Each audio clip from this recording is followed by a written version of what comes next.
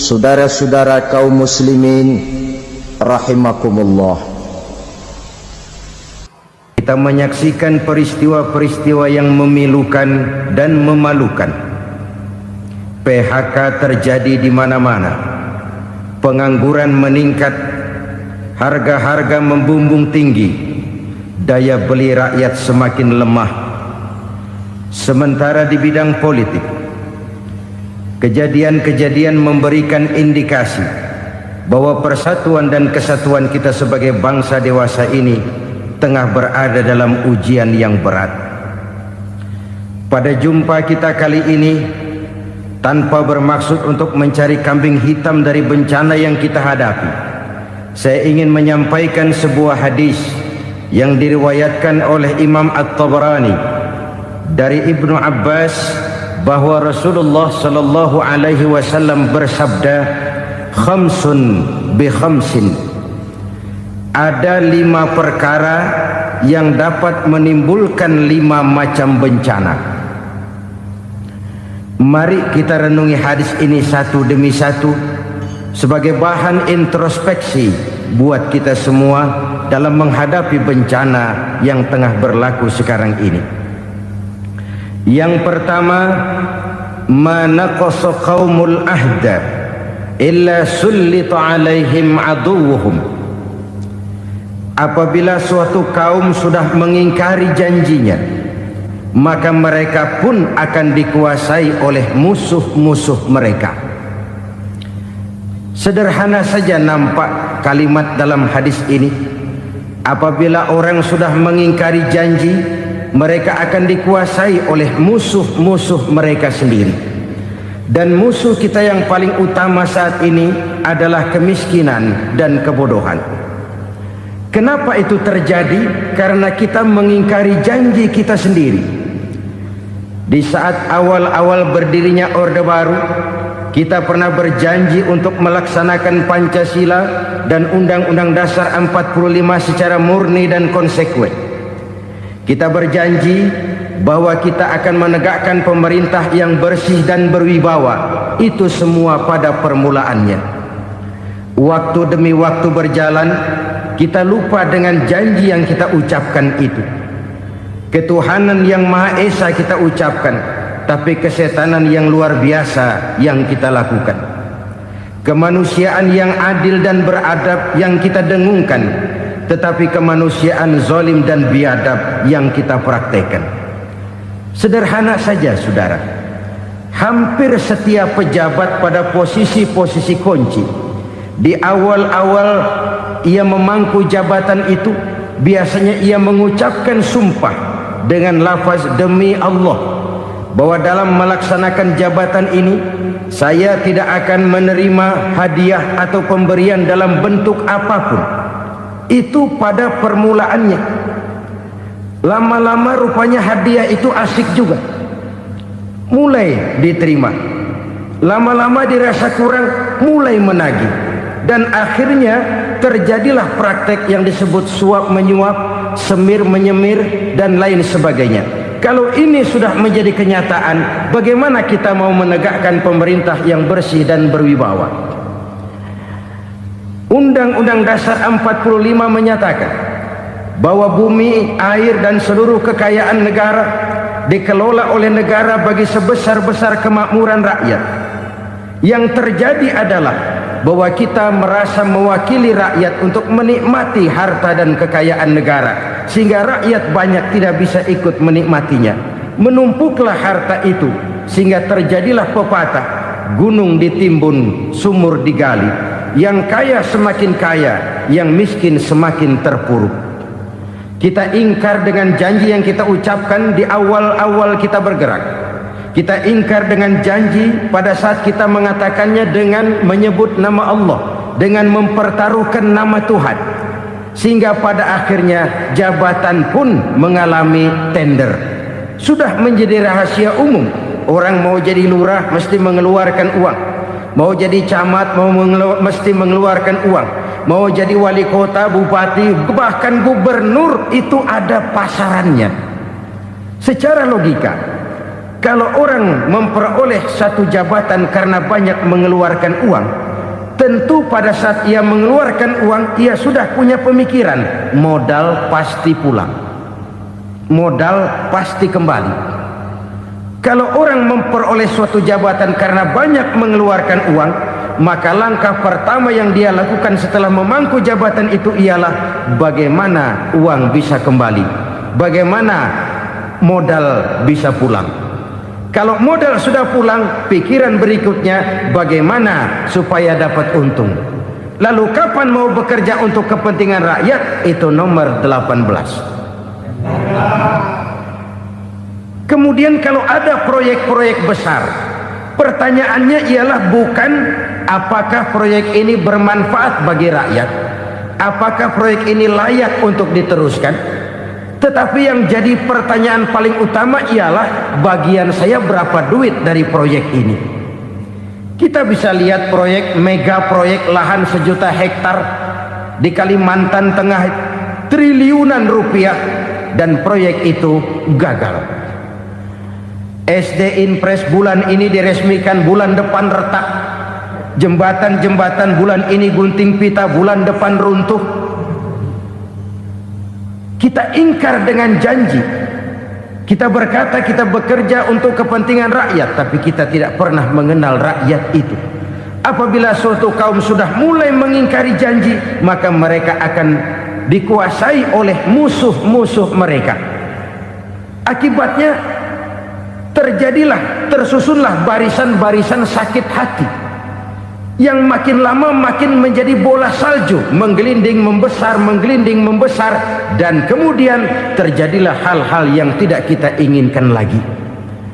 Apabila suatu kaum sudah mengingkari janji, maka mereka akan dikuasai oleh musuh-musuh mereka. Ini penyebab bencana yang pertama. Kita tidak konsekuen. Tadinya kita dengan lantang teriak-teriak berantas korupsi, ganyang korupsi. Pada waktu kita belum mendapat kesempatan. Setelah kita naik punya kesempatan, rupanya korupsi enak juga dirasa. Terjadi pergeseran nilai, orang luntur, kehilangan idealisme awal. Lalu untuk menghibur diri, menutup kesalahan, kita gunakanlah pepatah bahwa tidak ada gading yang tak retak, bahwa kita harus mikul dhuwur mendem jero. Itu semua cuma sebagai dalih agar kesalahan kita tidak dibicarakan orang lain. Padahal kita sendiri yang mengingkari janji. Kita yang keluar dari komitmen awal kita. Kita berjanji melaksanakan Pancasila dan Undang-Undang Dasar 45 dengan murni dan konsekuen. Kita berjanji untuk menegakkan pemerintah yang bersih dan berwibawa. Namun dalam kenyataannya itu tidak kita laksanakan dengan sebagaimana mestinya. Kita bergeser, kita mengalami proses degradasi, peluncuran nilai, dan akhirnya terbentuklah barisan-barisan sakit hati yang semakin lama semakin membesar itu. Kita harus introspeksi. Memang kalau zaman sedang susah, biasanya kambing hitam laris, tukang kompor gentayangan. Itu dari dulu selalu mencari kambing hitam. Karena itu kita tidak bicara orang, kita tidak bicara siapa yang salah, kita bicara sistem, dan sistem itu bisa mengena siapa saja. Kalau orang sudah mulai mengingkari janji, bergeser dari komitmen awal, itu sudah mulai ia mengalami proses peluncuran, proses degradasi. Ini penyebab yang pertama. Kita tidak lagi konsekuen bahwa bumi, air, sumber daya alam adalah milik negara, dikuasai oleh negara, digunakan bagi sebesar-besar kemakmuran rakyat. Ternyata rakyat yang makmur itu tidak merupakan gambaran yang menyeluruh dari rakyat kita. Undang-undang dasar kita menganut ekonomi kekeluargaan, tapi yang kita praktekkan adalah ekonomi keluarga. Kalau bukan keluarga nggak dapat proyek. Kalau bukan keluarga nggak dapat macam-macam. kekeluargaan kita rubah menjadi keluarga, timbullah penyakit nepotisme. Kita bergeser, kita ingkari janji, dan kita anggap kita atasnamakan rakyat.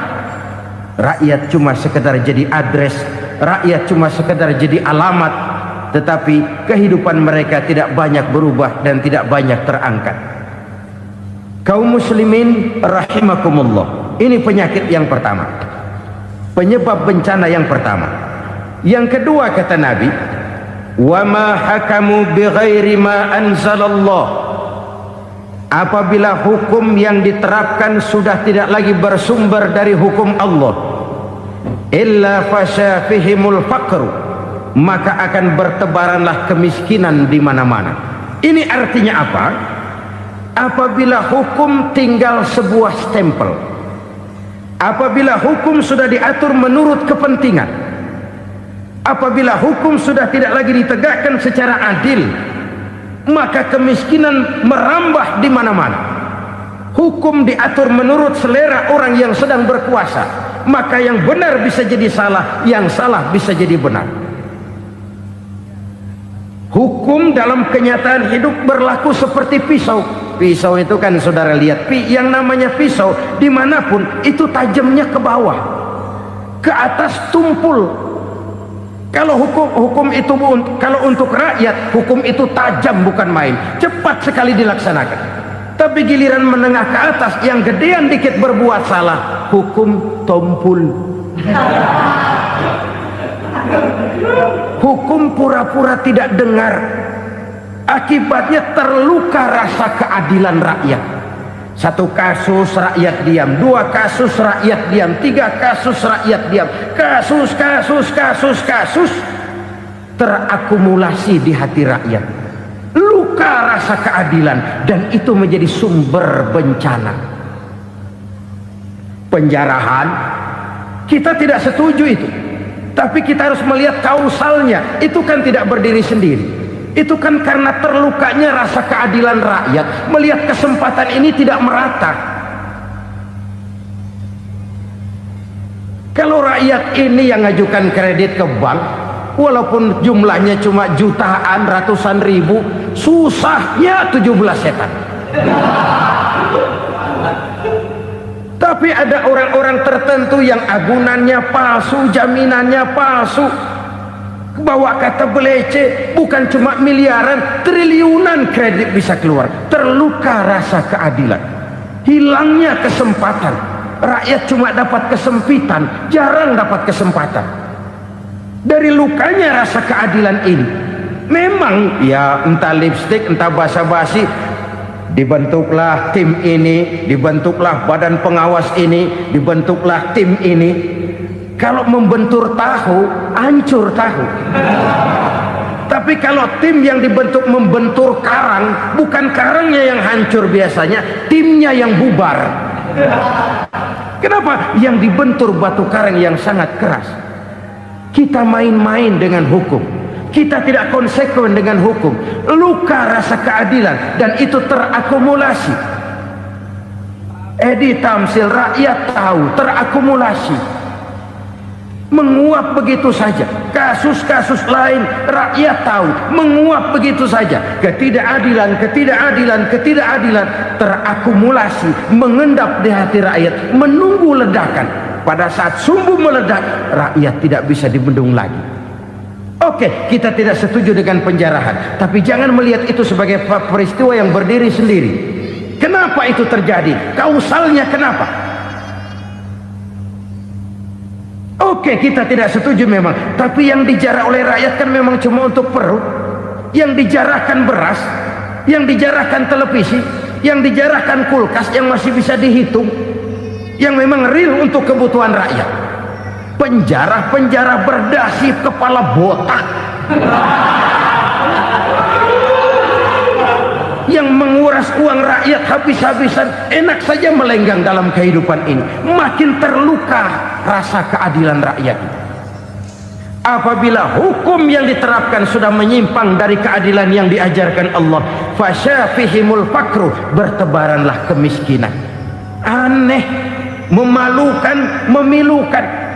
Sebuah negara agraris yang katanya pulaunya hijau royo-royo, gemari Palau Jenawi Toto Tentem Kertora Harjo,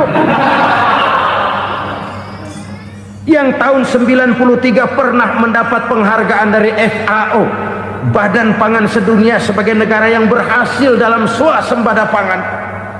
Sekarang ini kita terpaksa betul beli beras dari Vietnam, beli beras ke Kamboja, beli kedelai dari Kamboja. Kenapa? Lahan sawah kita habis ditanami pabrik. Teknologi kita, teknologi loncatan yang non-applied, tidak terpakai oleh kita.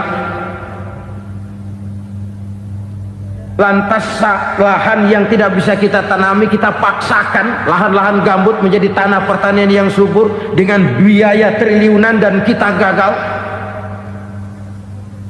Kita cari jarum dan kapak hilang.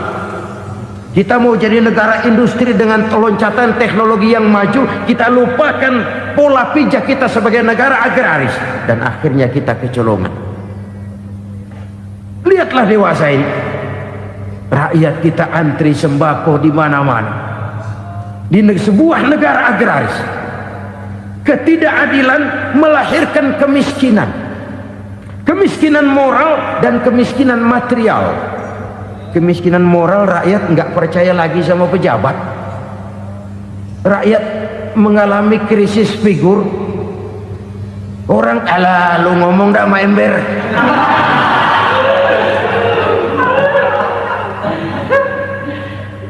Penataran yang menghabiskan biaya miliaran itu melahirkan pejabat-pejabat korup. Pengawasan yang menghabiskan biaya miliaran itu ternyata impoten, mandul. Kemiskinan moral. Jujur saya berkata, saudara-saudara, setelah pintu reformasi dibuka, itu yang masuk memang macam-macam. Ada yang memang punya tujuan murni, konsekuen dan punya konsep. Ada yang nunggu di tikungan, begitu mobil lewat nyamber pintu, berangkat ikut reformasi.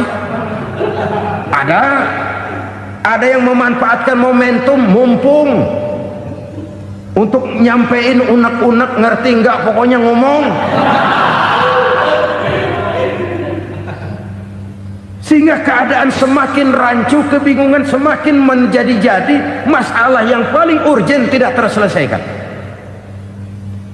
Sekarang ini orang berpikir mendingan jadi pala ular daripada jadi buntut macan.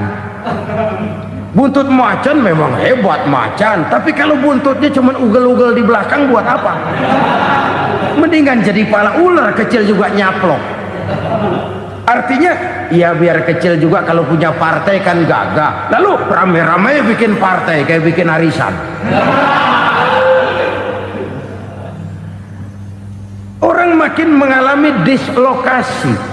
Semua mau jadi pahlawan, semua mau nomor satu, semua ngomong iya kalau bidangnya, kalau bukan makin rancu. Marilah lewat kesempatan ini saya mengajak kita untuk tahu diri. Biarkan politisi ngomong politik, biarkan ekonom menata ekonomi, biarkan praktisi bicara soal hukum, biarkan rakyat munajat, istighfar, mohon pertolongan Allah. Tahu diri kita. Kalau memang ayam, kukuruyuk aja dah. Kalau memang kucing, ayo ngeong. Kalau kambing, silahkan ngembe. Udah tahu ayam, ngeong bunyinya. Suaranya palas, orang nggak ngerti, bingung, makin menjadi-jadi. Ibarat kesebelasan sepak bola bangsa kita sekarang ini, rame-rame mau bikin gol, kiper ikut nyerang sekarang. Memilukan dan bahkan memalukan. Wa ma hakamu bighairi ma anzalallah illa fasyafihimul fakru. Kalau hukum yang diterapkan sudah menyimpang dari keadilan yang diajarkan Allah, bertebaranlah kemiskinan di mana-mana. Coba sekarang ini, yang punya duit bingung, apalagi yang kagak punya duit. Yang pengusaha gede ngeluh, apalagi yang pengusaha pas-pasan. Yang kagak punya beras, yang punya beras saja masih bingung, apalagi yang nggak punya beras. Ini sudah demikian merata. Dulu kita kagum mendengar konglomerat kelas buadak, kelas-kelas yang seakan-akan cuma ada dalam khayalan mereka, punya kekayaan miliaran dolar, triliunan. Sudahlah, seolah-olah nggak terjangkau sama kita. Weh, ternyata yang gede-gede itu juga gede utangnya. Dan rontok satu demi satu. Ternyata rakyat selama ini cuma dialamatkan, cuma dijadikan address. Rakyat yang tidak banyak ngerti persoalan ini harus menanggung hidup ini begini berat, harus menanggung beban hidup ini begini tinggi, daya beli semakin lemah, semakin terpuruk dan terpuruk, sedang keadaan belum juga banyak berubah. Yang hutang sama luar negeri itu kan bukan rakyat kecil, Ciano. Yang banyak nyimpen dolar juga kan Ciano. Rakyat kecil bocah kampung mah jangankan nyimpen dolar, ngelihat juga tumben. Kemana kita mesti bercermin? Sekali lagi saya mengatakan, maaf, kita tidak bermaksud mencari kambing hitam.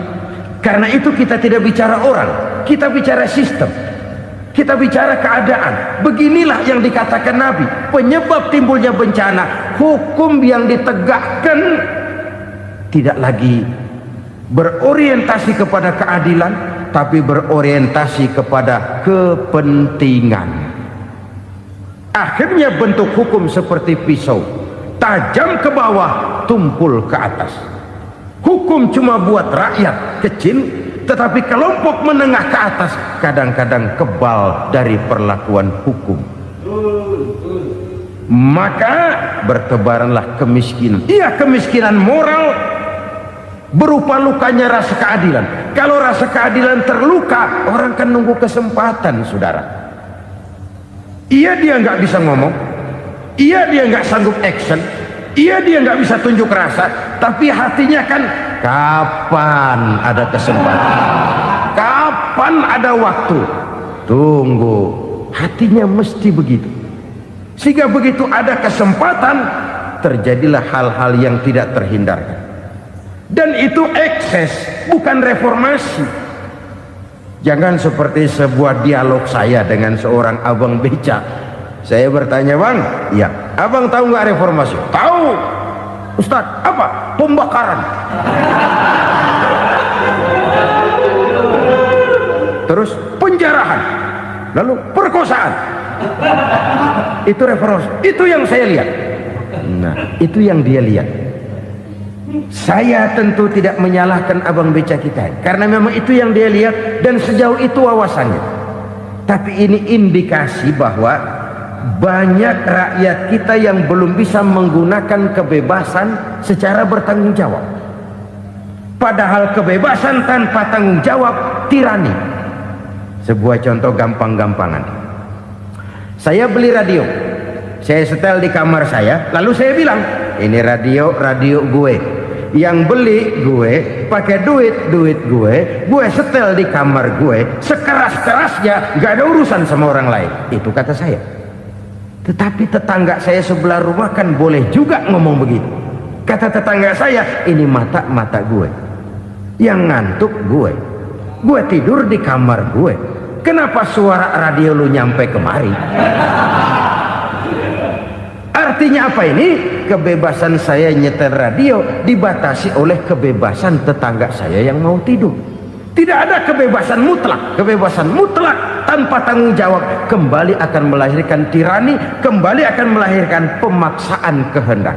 Dan itu lagi-lagi bukan demokrasi. Saudara-saudara kaum muslimin rahimakumullah. Ini penyakit yang kedua, lukanya rasa keadilan, terutama di kalangan rakyat kecil. Itu mengendap menjadi akumulasi dan menunggu giliran kapan bisa dimuntahkan. Dengan kata lain, rakyatnya udah banyak banget makan yang perutnya jadi enak, nyelam. Kapan nunggu muntahnya? Udah begini banyak akumulasi yang mereka pendam di perut ini, sehingga ketika terjadi kesempatan itu sudah tidak terkendalikan lagi, kita out of control. Saya tidak mentolerir sikap-sikap kekerasan, bahkan saya lebih cenderung bahwa kalau di rumah kita banyak tikusnya saja racuni, jangan rumah dibakar. Bahwa ada korupsi, ya, ada kolusi, memang ada nepotisme, tentu. Tetapi tikusnya saja racuni, jangan rumah dibakar. Masa mau ngusir tikus bakar rumah? Tikusnya lari, tikusnya selamat, rumahnya ewes-ewes.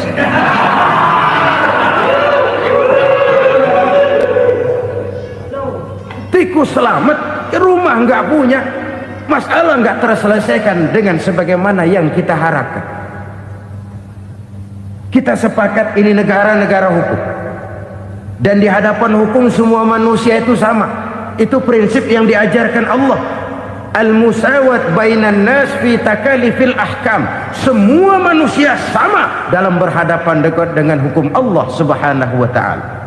Kalau hukum sudah pandang bulu, itu jelas yang enak yang banyak bulunya. Siapa yang banyak bulunya? Monyet. Kalau hukum pandang bulu, monyet keenakan. Saudara-saudara kaum muslimin rahimakumullah, introspeksi. Mari kita bercermin bagaimana perjalanan hukum selama ini. Kalau introspeksi ini kita temukan, lalu ada upaya untuk memperbaiki diri. Jangan menggunakan tak ada gading yang tak retak, mikul duwur mendem jero untuk menutup-nutupi kesalahan orang. Padahal kesalahan itu sedemikian besar. Padahal rakyat kita tiap hari antri sembako. Ada yang sehari sekali makan, ada yang makan sudah bercampur tiwul, ada yang nasi sudah dicampur pisang, balik jadi orok lagi. Macam-macam upaya rakyat untuk menangsal perut ini. Lalu rakyat ditenang-tenangkan, lebih baik puasa Senin Kemis sambil menghadapi krisis ekonomi. Kenapa rakyat yang disuruh puasa? Kenapa bukan pejabatnya yang puasa lebih dulu untuk kemakmuran rakyat? Kalau rakyat yang memang perutnya udah gepeng disuruh puasa, makin krempeng perutnya. Artinya pejabat harus punya sense of politics. Ya, tidak, puasa itu kan tidak cuma Senin Kemis saja. Puasa itu puasa perasaan, puasa menghargai perasaan yang sedang kondisi yang sedang dihadapi oleh rakyat. Bagaimana rakyat yang tengah antri sembako melihat pejabatnya lewat dengan mobil yang harganya sampai 1 miliar. Oh, inilah pemimpin saya. Luka lagi rasa keadilannya. Kita tidak tenggang rasa. Puasa dalam artian itu pun akan menolong menegakkan semangat kebersamaan, membentuk semangat kebersamaan. Saudara-saudara kaum muslimin rahimakumullah, penyebab bencana yang ketiga dikatakan oleh baginda Nabi, wala zaharat fihimul fahishatu illa fasha fihimul maut. Apabila kekejian telah merajalela, maka maut bertebaran di mana-mana. Kita renungi butir kalimat dalam hadis ini. Apabila kekejian telah merajalela, maut bertebaran di mana-mana. Begitu murah arti sebuah kehidupan. Penjarahan untuk hal-hal yang kecil tapi sampai mengorbankan nyawa. Apabila kekejian sudah terjadi di mana-mana, maut pun bertebaran. Maut dalam arti berpisah ruh dengan jasad, tapi juga maut dalam arti orang bisa mati karirnya, orang bisa mati usahanya, orang bisa mati kesempatannya karena perbuatan-perbuatan keji yang selama ini tidak terbendung. Lahirlah teori mafia. Siapa yang kuat dia yang berkuasa, siapa yang lemah dia menjadi mangsa. Proyek-proyek besar yang menang tender itu ya dari itu ke itu saja. Yang pengusaha-pengusaha tidak punya koleksi, koneksi, tidak bisa bayar komisi, dapat proyek tetelan. Ada dagingnya, dikit namanya juga tetelan. Dagingnya sudah habis disantap oleh meja. Sekian puluh meja dilalui, sekian puluh amplop dikeluarkan. Sehingga yang akhirnya ya tinggal tetelan itu tadi. Maka kualitas pekerjaan pun sudah bukan lagi jadi masalah. Demikianlah mafia-mafia ini bermunculan di mana-mana. Di pengadilan terkenal mafia pengadilan. Hukum bisa dibeli, hukum bisa dipesan menurut kebutuhan sponsor. Mafia peradilan, mafia politik, mafia ekonomi, bahkan mafia agama yang menggunakan agama sebagai kedok, menggunakan agama sebagai dalih, menggunakan agama sebagai topeng untuk melancarkan maksud-maksud politiknya pun tidak tertutup kemungkinan. Apabila kekejian telah merajalela, maut bertebaran di mana-mana. Korupsi, kolusi, nepotisme itu bagian dari kekejian. Kita selama ini kalau mendengar maksiat, itu yang terbayang cuma judi, mabuk, zina. Iya itu maksiat. Tapi korupsi, kolusi, nepotisme itu juga maksiat dalam bentuk lain. Kalau ini sudah bertebaran, maka maut terjadi di mana-mana. Jangan bayangkan cuma mati orangnya, itu sih kewajiban. Yang menyakitkan itu orangnya masih hidup tapi dibikin mati, karirnya mati. Kenapa? Karena yang diperlukan bukan cuma orang pinter tapi orang taat. Biar pinter, kalau nggak taat minggir.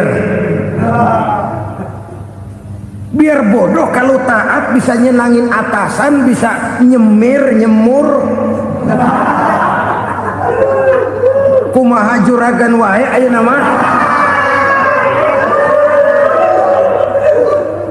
Itu yang kadang-kadang dapat penghargaan. Tidak ada prestasi kerja kecuali bikin senang orang di atas.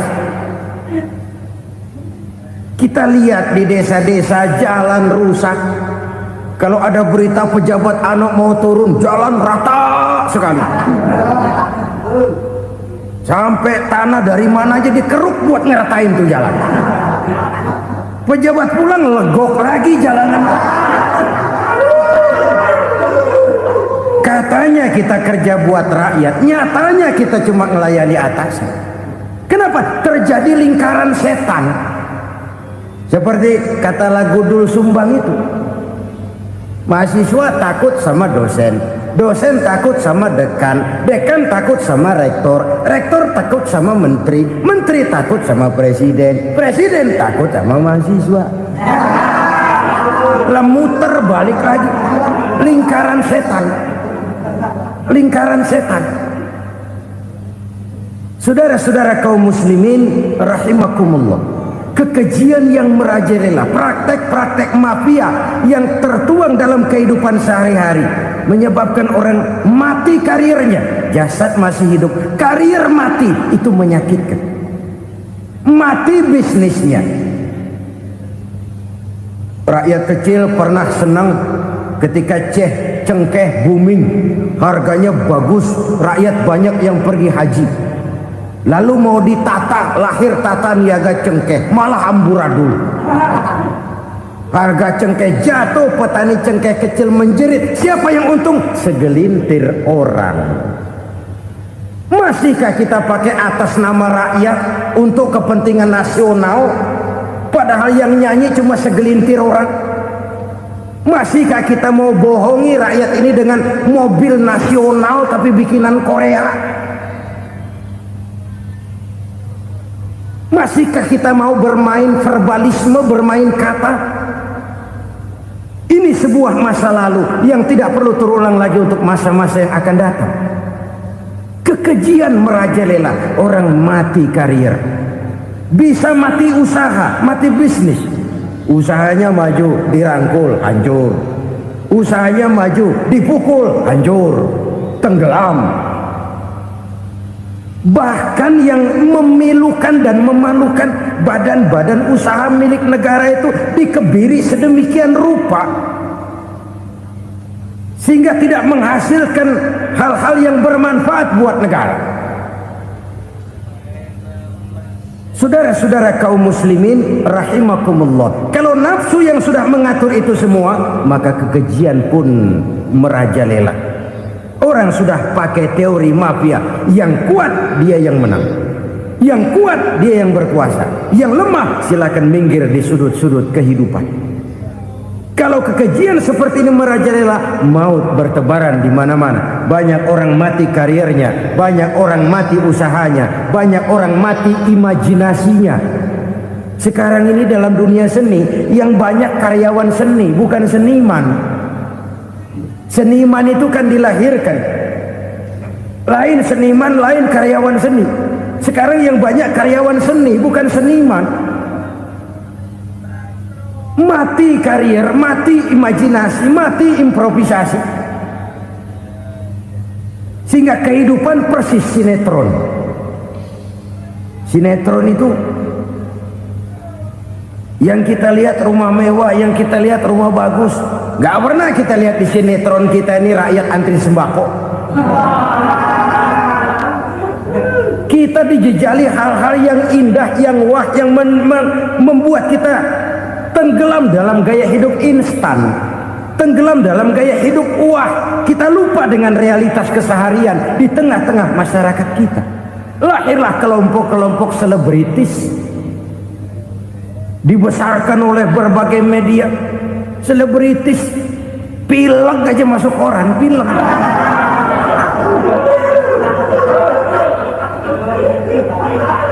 Rakyat yang pingsan antri beras nggak masuk koran. Rakyat yang semaput antri minyak nggak masuk koran. Selebritis panok masuk koran.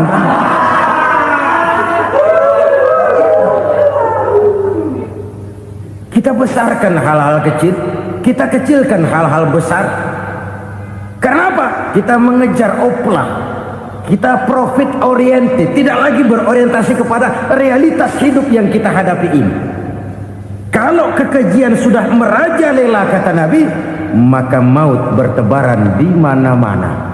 Maut dalam artian maut, coba lihat sekarang begitu murah nyawa.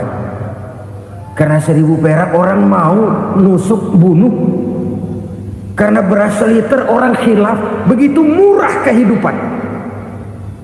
Tapi kekejian dalam bentuk korupsi, kolusi, nepotisme, kekejian dalam bentuk itu mematikan karier, mematikan bisnis, mematikan imajinasi, mematikan kreativitas. Itu juga maut dalam bentuk lain akibat kekejaman lain. Ini penyebab yang ketiga. Yang keempat, penyebab bencana menurut baginda Rasul,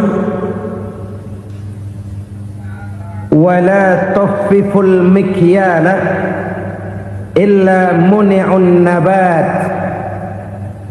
Apabila timbangan sudah dicurangi, maka tercegahlah tumbuh-tumbuhan. Apabila timbangan sudah mulai curang, maka terjadilah musim paceklik. Apabila bisnis sudah bergaya mafia tadi itu, kecurangan-kecurangan terjadi, tender di balik pintu, yang dimenangkan cuma kelompok-kelompok yang bisa memberikan presentasi yang besar, muni'un nabat, terjadilah paceklik. Paceklik, panen gagal, wereng ya wereng, kemarau panjang it's okay, air sulit iya, tetapi kan semua itu ada yang ngatur. Kemarau ada yang ngatur, belalang itu ada yang ngatur, air itu juga ada yang ngatur. Yang ngatur itu yang serba maha. Kalau ia murka melihat kecurangan timbangan, Allah itu kalau murka kan gampang saja, tinggal komandoin balang, lang hancurin tuh sawah. Konvoy belalang, konvoy Allah tinggal ngutik angin El Nino.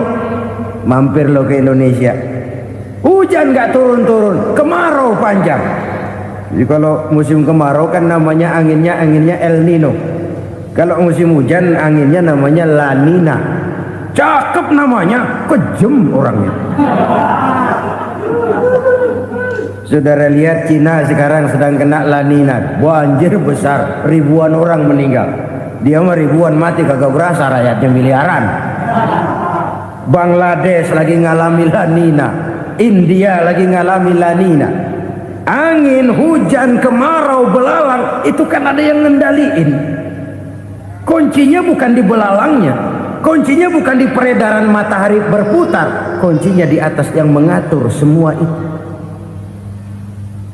Kalau timbangan sudah mulai curang, pengusaha sudah nggak mau jujur, apa nggak bikin perut jadi mual. Begitu rakyat antri sembako pingsan nggak dapat beras, sementara beras ditumpuk-tumpuk sampai membusuk.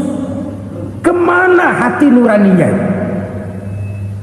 Kemana akal pikirannya? Kemana mereka yang berbuat atas nama rakyat tapi melihat rakyat susah tidak tergerak hatinya? Apabila timbangan sudah mulai dicurangi, bisnis sudah mulai melenceng, maka terjadilah paceklik. Sebuah negara yang berhasil dalam swasembada pangan, lalu sekarang menjadi negara yang rakyatnya antri untuk memperoleh kebutuhan pangan. Saudara-saudara kaum muslimin rahimakumullah, ini intinya adalah kecurangan. Kalau kecurangan sudah terjadi di mana-mana, dan ini milik siapa saja, bukan soal tempat, bukan soal jabatan, soal manusianya, SDM-nya. Kecurangan tidak cuma terjadi di kantor, di masjid bisa terjadi kecurangan. Korupsi tidak hanya bisa terjadi di kantor, di madrasah bisa ada korupsi. Faktor manusianya, ini soal SDM. Kecurangan yang besar tentu besar lagi kerugiannya.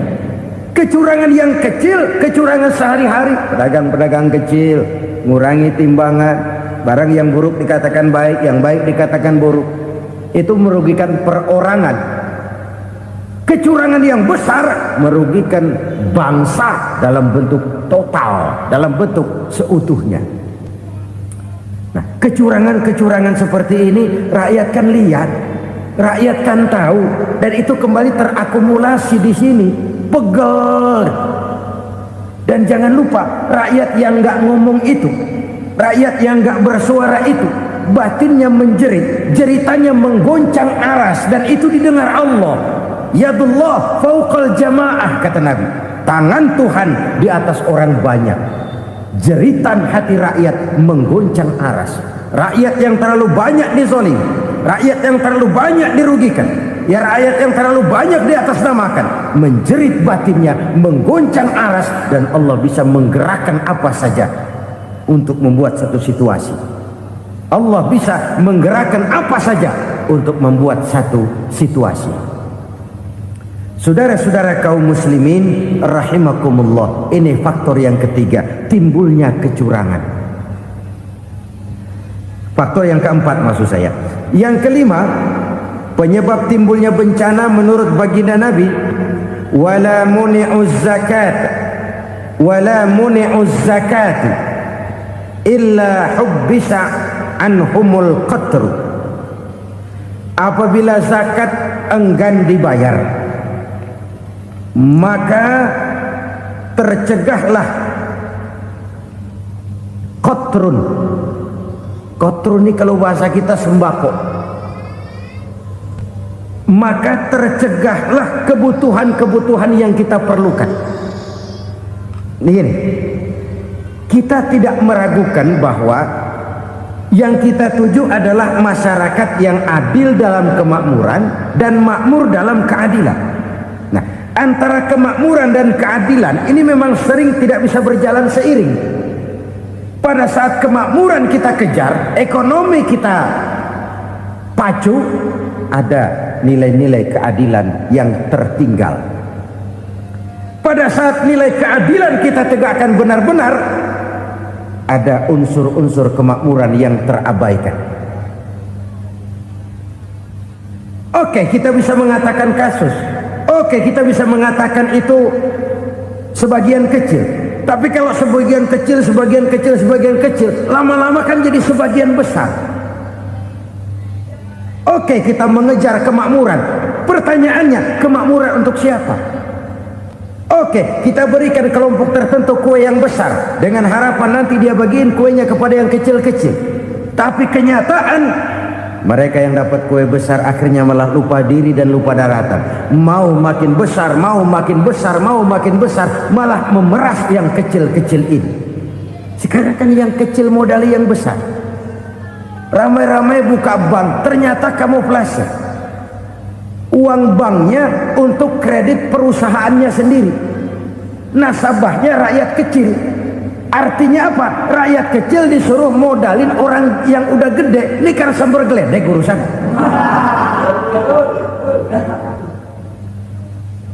Ini kan permainan apa lagi?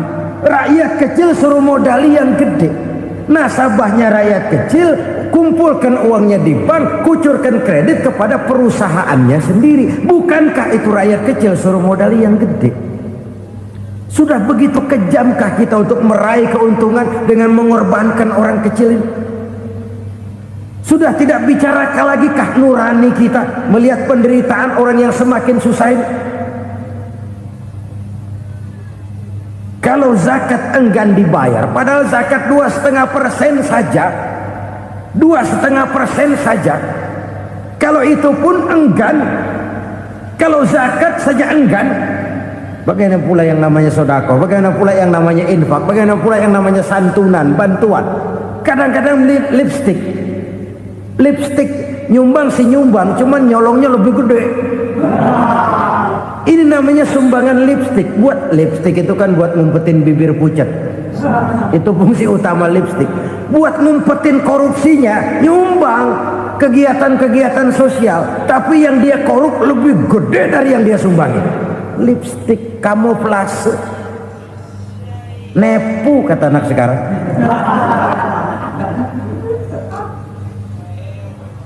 Saudara-saudara kaum muslimin rahimakumullah, demikian berat kewajiban zakat ini sampai di zaman Sayyidina Abu Bakar pernah keluar komando perangi orang yang enggan membayar zakat. Perangi, karena fungsi zakat adalah menjembatani antara si kaya dengan si miskin. Bahwa ada kemiskinan itu Qur'ani. Allah menyatakan, aku melebihkan rezeki sebagian kamu dari yang lain. Ini kan kesenjangan. Allah melebihkan rezeki sebagian kamu dari yang lain.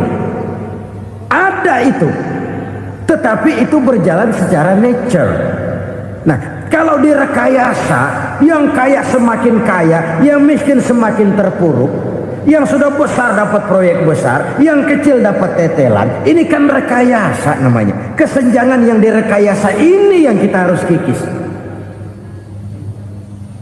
Nah, fungsi zakat menjembatani dari sisi sosial. Dari sisi pribadi, Nabi berpesan, zakku amwalakum biz zakat. Bersihkan hartamu dengan zakat. Sekarang ada istilah nyuci uang hasil korupsi itu bisa dicuci, dijadikan uang bersih, bukan pakai rinso, bukan, pakai politiknya koruptor, diolah sedemikian rupa sehingga jadi uang resmi. Sudah memutih, itu termasuk yang disebut kejahatan kerah putih, white collar crime, kejahatan kerah putih, kejahatan pakai dasi, kejahatan kelas kakap. Makanya orang mendingan goblok kagak bener daripada pinter kagak bener. Goblok kagak bener itu gampang ngurusinnya, pinter kagak bener ini yang berabe bener ngurusinnya.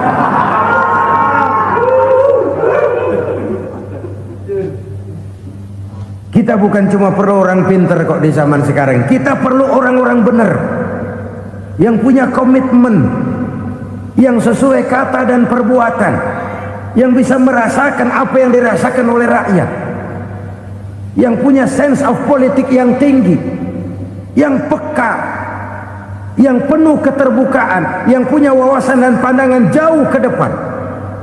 Dari sisi pribadi, zakat itu membersihkan harta kita. Ya, dia tercampur dengan yang subuhat, dia bahkan mungkin tercampur dengan sedikit-sedikit yang haram. Itu zakku amwalakum bizakat. Bersihkan hartamu dengan zakat itu. Pada sisi sosial ia menjembatani, pada sisi pribadi ia membersihkan harta kita. Karena itu kalau kita minta berdoa, minta rezeki, syarat rezeki itu halalan thayyiban wasi'an. Nggak pernah kurang dari 3 itu.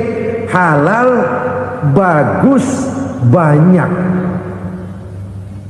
Halal, bagus, tapi sedikit, susah ngaturnya. Halal, banyak, tapi kurang bagus, buat apaan? Bagus, banyak, tapi haram, enggak ada artinya. Sebab kata Imamul Ghazali, kalau kau terlalu suka memakan makanan yang haram, dikunyah masuk ke dalam perut besar, digiling oleh perut besar, menghasilkan energi, menggerakkan sel-sel pembuluh saraf, kau juga akan cenderung berpikir yang haram. Kalau sudah cenderung berpikir yang haram, perbuatan pun akan mengarah kepada perbuatan-perbuatan yang haram. Dulu waktu kelompok Jimbaran 200 konglomerat Indonesia kumpul, dihimbau supaya sekian persen kasih pengusaha-pengusaha lemah. Itu kan cuma sekedar belas kasihan, tidak banyak menolong keadaan. Dan bukan itu yang diperlukan pengusaha-pengusaha kecil. Yang diperlukan adalah berikan kami kesempatan seperti mereka dapat kesempatan. Berikan kami peluang seperti mereka juga dikasih peluang. Kalau cuma dikasih 100 juta, 200 juta hari ini, usaha kami nggak ada prospeknya, peluang kagak ada, kan sama juga bohong. Diceburin ke kali, disuruh berenang, tangan diikat, mendingan mampusin, ketahuan. Ayo berenang, berlomba, tangan diikat, kaki diikat, sama saja nyuruh mati. Jadi jangan kasih ikannya, kasih kailnya. Yang diperlukan pengusaha kecil menengah ke bawah itu bukan cuma sekedar belas kasih dari konglomerat-konglomerat besar. Berikan kami peluang seperti mereka juga dapat peluang. Berikan kami kesempatan seperti mereka dapat kesempatan. Berikan kami kredit dengan kemudahan seperti mereka juga kalau minta kredit begitu mudahnya. Menciptakan peluang dan kesempatan, pemerataan. Bukan menciptakan manusia Indonesia dengan standar ekonomi yang sama. Semua rumahnya harus sama, semua punya mobil. Itu sih kebersamaan bebek. Bebek, coba lihat bebek, satu ngalor semua, satu ngidul semua. Kebersamaan bukan itu. Kebersamaan adalah menciptakan peluang. Kalau yang kaya bisa semakin kaya, kenapa yang miskin tidak bisa ikut naik jadi sedikit kaya? Kalau pengusaha yang sudah kuat bisa bertambah menjadi kuat dengan proyek mega proyek, kenapa yang menengah tidak bisa ikut menjadi kuat? Dan kenapa kekejian itu merajalela? Kita dengar lewat berita-berita PLN tekor, PLN utang. Kenapa? Dia beli listrik dari swasta yang belinya lebih mahal daripada penjualannya. Artinya dia beli itu listrik dari perusahaan listrik swasta, dia jual kepada rakyat lagi. Harga jualnya lebih murah daripada dia beli kepada swasta. Kenapa? Ada tekanan lagi tuh. Biasa siklus lagi. Hukum Boyle. Atas neken, paling bawah gepeng. Ya kita nih rakyat kecil, emang nasibnya gepeng terus. Saudara-saudara kaum muslimin rahimakumullah, dari 5 penyebab bencana ini kita ambil kesimpulan untuk sebuah renungan dan introspeksi kita bersama. Pertama, mengingkari janji. Padahal janji itu yang lebih tinggi nilainya adalah di hadapan Allah Subhanahu wa taala. Baik wakil-wakil rakyat di parlemen maupun pemimpin-pemimpin rakyat di dalam kabinet, apabila memangku suatu jabatan, selalu mereka mengawali dengan sumpah, dan sumpah itu dimulai dengan demi Allah. Sadarkah kita pada saat itu kita ucapkan bahwa kita sudah mempertaruhkan Allah untuk jabatan yang kita pegang? Kita sudah mempertaruhkan nama Allah untuk posisi yang dipercayakan kepada kita. Sadarkah kita bahwa menyia-nyiakan itu satu dosa yang sangat besar, yang tidak hanya kepada Allah tetapi juga kepada rakyat yang kita wakili, kepada rakyat yang kita pimpin. Cukuplah sudah rakyat dijadikan adres, umat dijadikan alamat sebagai numpang. Marilah kita kembali kepada komitmen awal dengan jujur kepada janji kita sendiri. Lalu yang kedua, kekejian, baik berupa korupsi, kolusi, nepotisme, dan perbuatan-perbuatan lain akan melahirkan kemiskinan. Kekurangan pangan bukan satu-satunya yang menyebabkan rakyat menderita. Lukanya rasa keadilan terakumulasi di hati rakyat, dan jeritan hati rakyat mengguncang aras.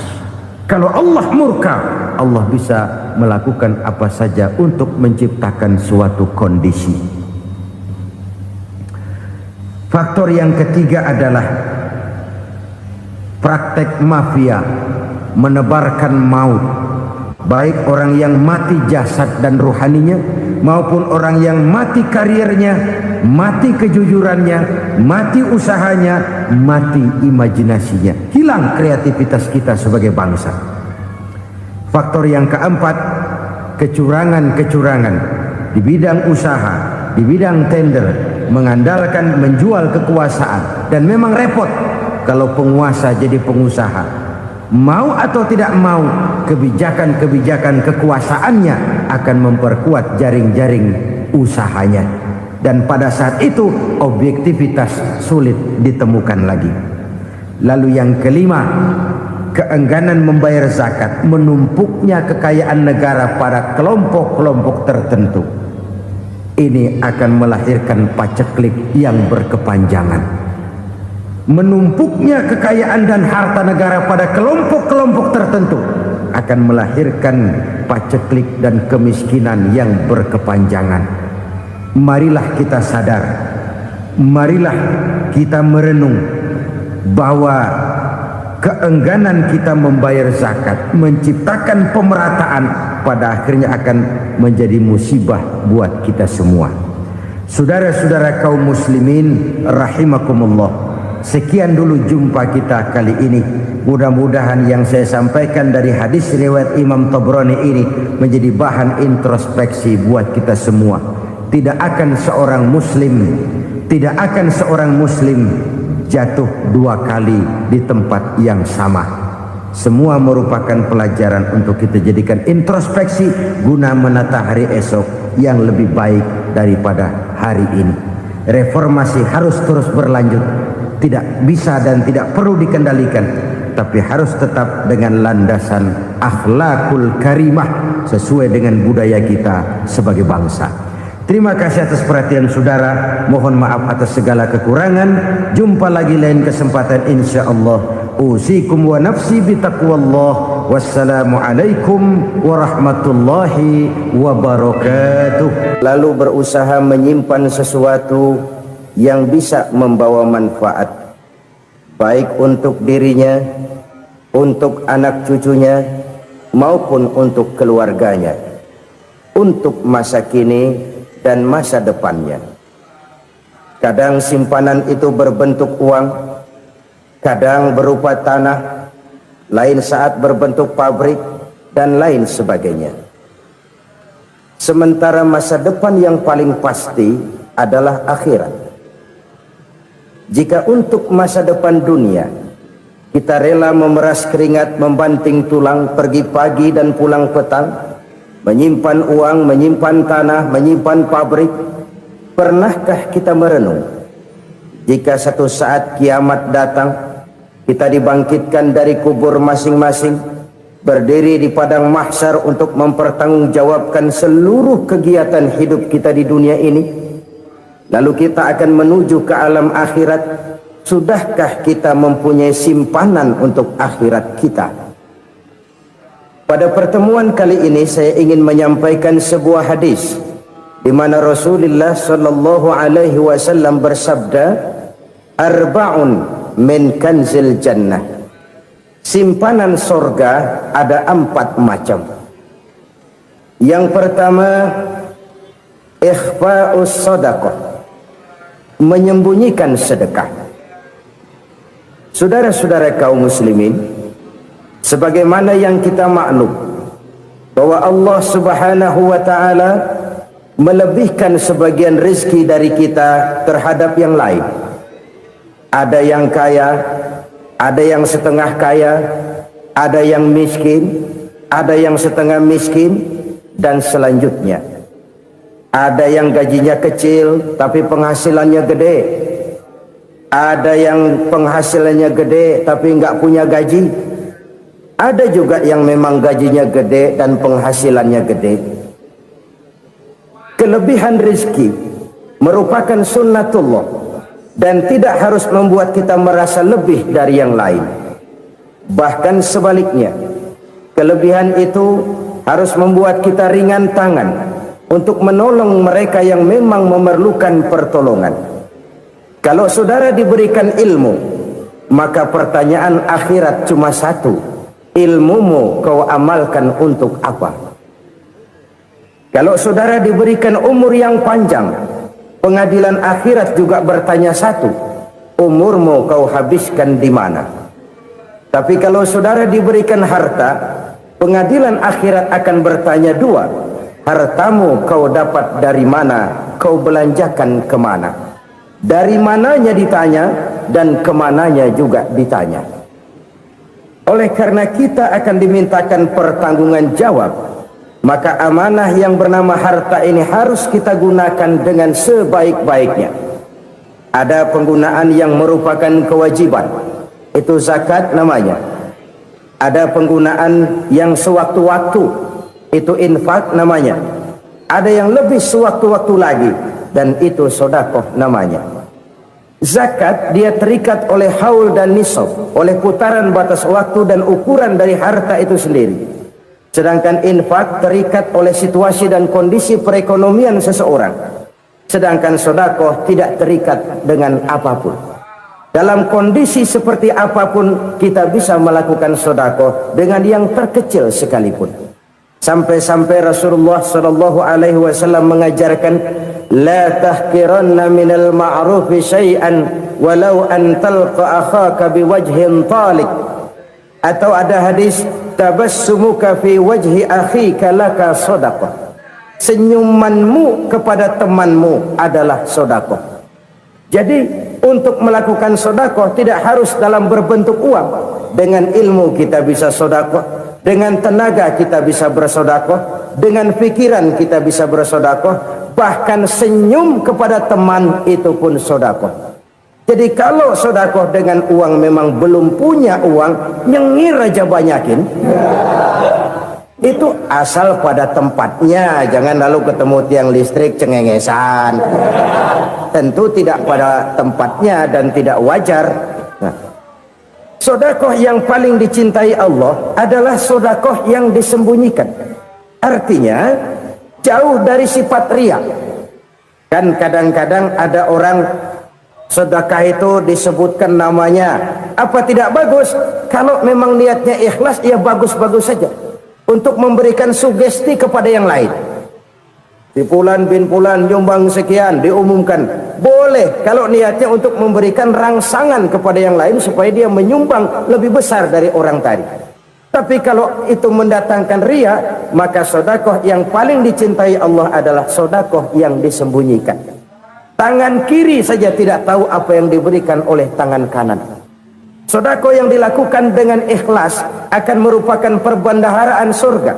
tersembunyi dari pandangan orang lain, tidak seorang pun tahu. Karena memang sikap yang baik adalah melupakan kebaikan dan mengingat kesalahan. Itu salah satu ciri orang bahagia. Orang yang selalu mengingat kesalahannya dan berusaha melupakan segala kebaikannya.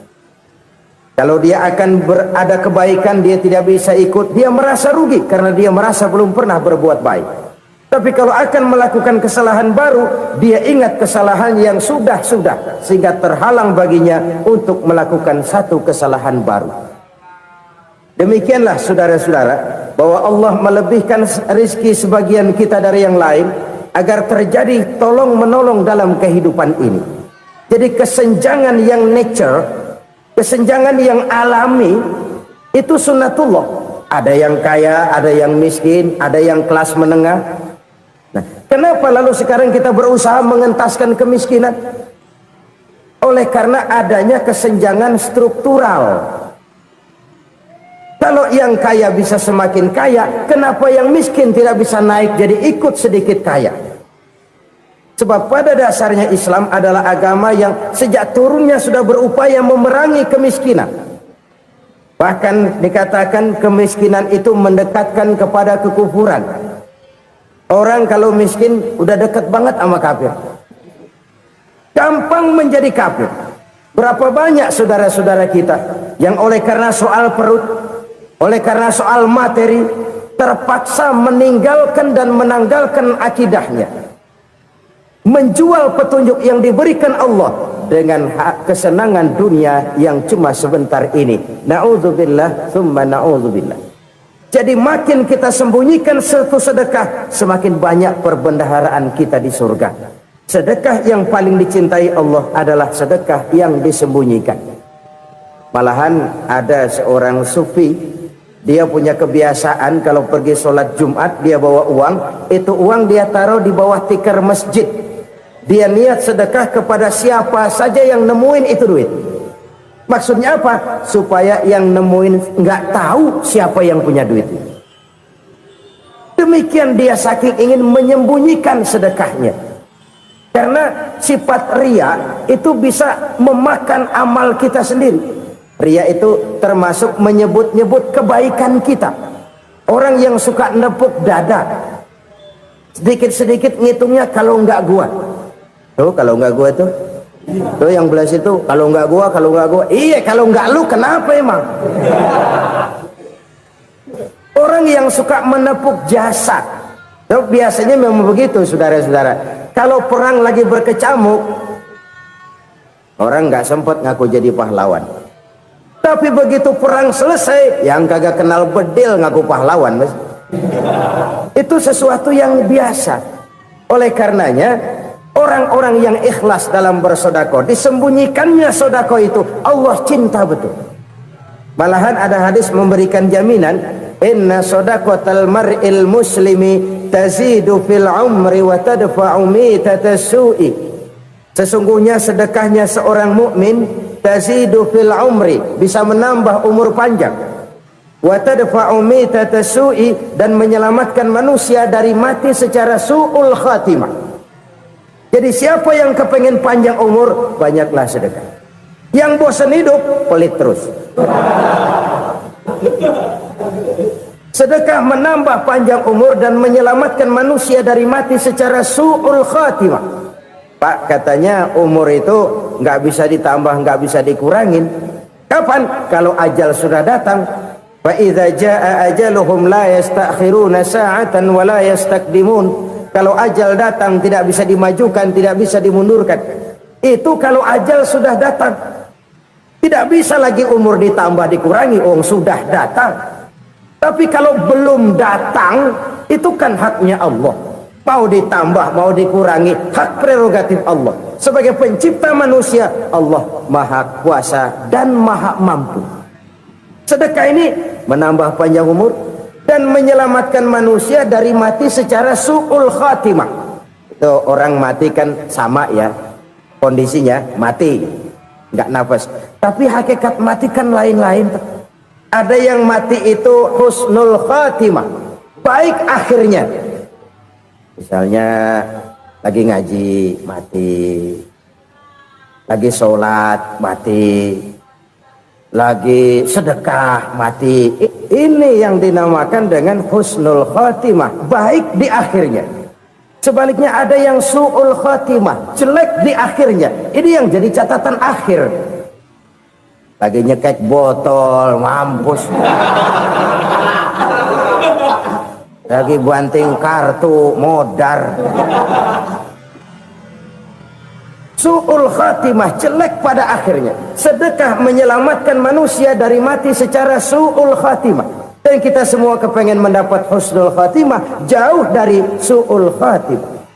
Oleh sebab itu yang bisa menyelamatkan kita dari penyakit itu antara lain adalah sedekah yang disembunyikan, yang dikerjakan dengan ikhlas karena Allah, tidak karena kepengen dipuji orang, tidak karena ingin dikatakan orang pemurah. Sebab orang dermawan itu orang yang memberi tanpa harus diminta. Kalau masih harus diminta, ya belum dermawan namanya, masih harus diminta. Kalau nggak diminta ya tulus, lolos, polos.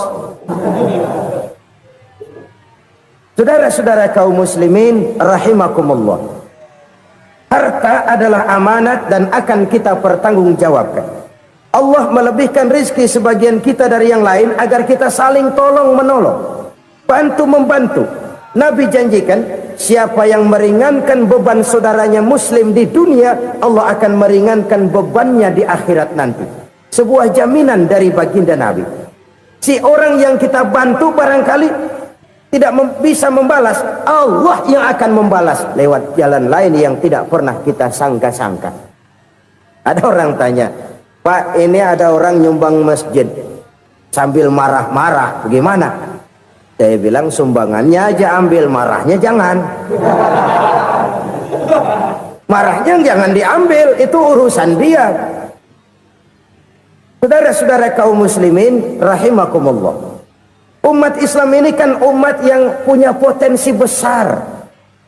Kadang kita merenung, kenapa kadang-kadang pembangunan masjid kok lambat sekali? Kalau hotel hari ini peletakan pertama, bulan depan peresmian. Supermarket hari ini peletakan batu pertama, minggu depan peresmian. Tapi kalau sudah yang namanya masjid, kadang-kadang peletakan batu pertama sekaligus jadi batu terakhir. 3 tahun, 4 tahun, campur nebar jalak di jalanan, duit dijaring kayak ikan sepat. Apa tidak ada orang Islam yang kaya? Banyak. Apa tidak ada pengusaha muslim yang jadi konglomerat? Ada. Lalu yang belum banyak itu yang komit terhadap nilai-nilai agamanya. Akhirnya kita jatuh jadi umat yang lemah. Belum ada pengusaha konglomerat muslim buka pabrik supermi cap beduk misalnya umpamanya, atau pabrik kecap cap sorban, supaya identitas keislamannya sedikit kelihatan. Kita jatuh jadi umat yang lemah karena potensi tidak terinventarisir dengan baik. Kita ini ibarat kompor yang cuma matengin nasi orang lain. Potensi kita dimanfaatkan oleh orang lain. Ukhuwah Islamiyah kita baru terbatas kepada silaturahmi. Ukhuwah di bidang ekonomi kita lemah, ukhuwah di bidang kebudayaan kita lemah, apalagi ukhuwah di bidang politik kita lebih rapuh lagi. Padahal ukhuwah itu adalah totalitas kehidupan manusia, menyangkut ipolek sosbud, memerlukan nilai-nilai ukhuwah. Jadi oleh karena itu mari kita menyadari, di dalam harta kita, walaupun kita yang cari, pergi pagi, pulang sore, peras keringat, banting tulang, di sana ada harta anak yatim, di sana ada hak masjid, di sana ada hak pesantren, di sana ada hak jihad. Berbahagialah seseorang apabila dia oleh Allah dijadikan keran itu menyimpan air, tapi tidak untuk dirinya, tapi disalurkannya kepada mereka yang memang memerlukannya. Saudara-saudara kaum muslimin rahimakumullah, ini yang pertama.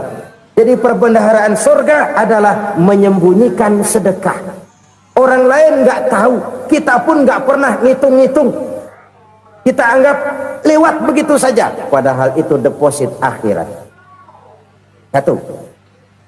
Yang kedua, perbendaharaan surga itu apa? wa kitmanul musibah, menyembunyikan kesulitan. Kadang orang takut menghadapi kesulitan, tapi makin kita merenung, hidup ini kan sebenarnya urusan. Takut sama urusan ya jangan hidup. Tandanya orang hidup itu kalau punya urusan. Urusan melupakan problem, problem sering menimbulkan kesulitan. Kesulitan bukan untuk ditakuti, tapi untuk diatasi dan dicarikan jalan keluarnya. Siapa sih orangnya yang nggak pernah sulit-sulit? Makin tinggi status sosialnya, makin gede urusannya. Makin tinggi kualitas imannya, makin berat tingkat kesulitannya. Cuma memang yang namanya enak itu seperti pelangi. Biang lala itu nggak pernah di atas kepala kita, di atas kepala orang melulu. Lo sih enak lo, kata kita. Dia juga bilang yang enak kan lo. Pelangi itu nggak pernah di atas kepala kita. Kata tukang beca, aduh enak ya naik Mercy. Kata tukang beca, apa yang di dalam mobil Mercy? Aduh enak bener tukang beca, di jok ngeringkuk ngorok pulas bener. Saya kamar pakai AC sejuk, tempat tidur sutra empuk, alga spring bed, kulak kulik nggak bisa pulas kalau belum minum Valium, belum tidur. Enak bener tukang beca, di jok ngorok nggak tahu wetan kulon. Si tukang beca bilang yang di Mercy enak, yang di Mercy bilang tukang beca enak. Inilah enak, nggak pernah di atas kepala kita, di atas kepala orang lain melulu enak itu. Nah saudara-saudara, yang merupakan perbendaharaan surga itu orang yang bisa menyembunyikan kesulitan, baik pribadi ataupun rumah tangga. Nih terutama rumah tangga yang jadi soalnya. Kadang-kadang kita ini kalau senang, sebaliknya kalau senang kita diam, kalem aja, cuek. Banyak banget duit kita bawaan, diam aja udah. Malah ketemu orang takut. Tapi begitu susah, sekampung tahu. Padahal Nabi mengajarkan perbendaharaan surga itu menyembunyikan musibah, menyembunyikan kesulitan. Kalau enak, cerita sama orang-orang. Kalau nggak enak, rasain sendiri, tekan sendiri, atasin sendiri. Kita kan sebaliknya, senang kita diam, asal lagi susah, paling tidak kita nyari teman buat cerita kesusahan. Siapa orangnya yang nggak pernah susah? Cuma soalnya bagaimana kita mengatasi kesusahan itu sendiri. Begitu juga misalnya kalau orang sudah berumah tangga, itu orang tuanya harus menjadi tempat dia cerita yang enak-enak saja. Yang nggak enak rasain berdua, selesaikan berdua, atasin berdua. Jangan dibalik. Asal senang diam, giliran susah saja. Maknya laporan. Terbalik. Bisa menjaga security informasi. Maka nama bayam keluar diem, malah seluitan. Enak amat lo makan daging ayam. Security informasi.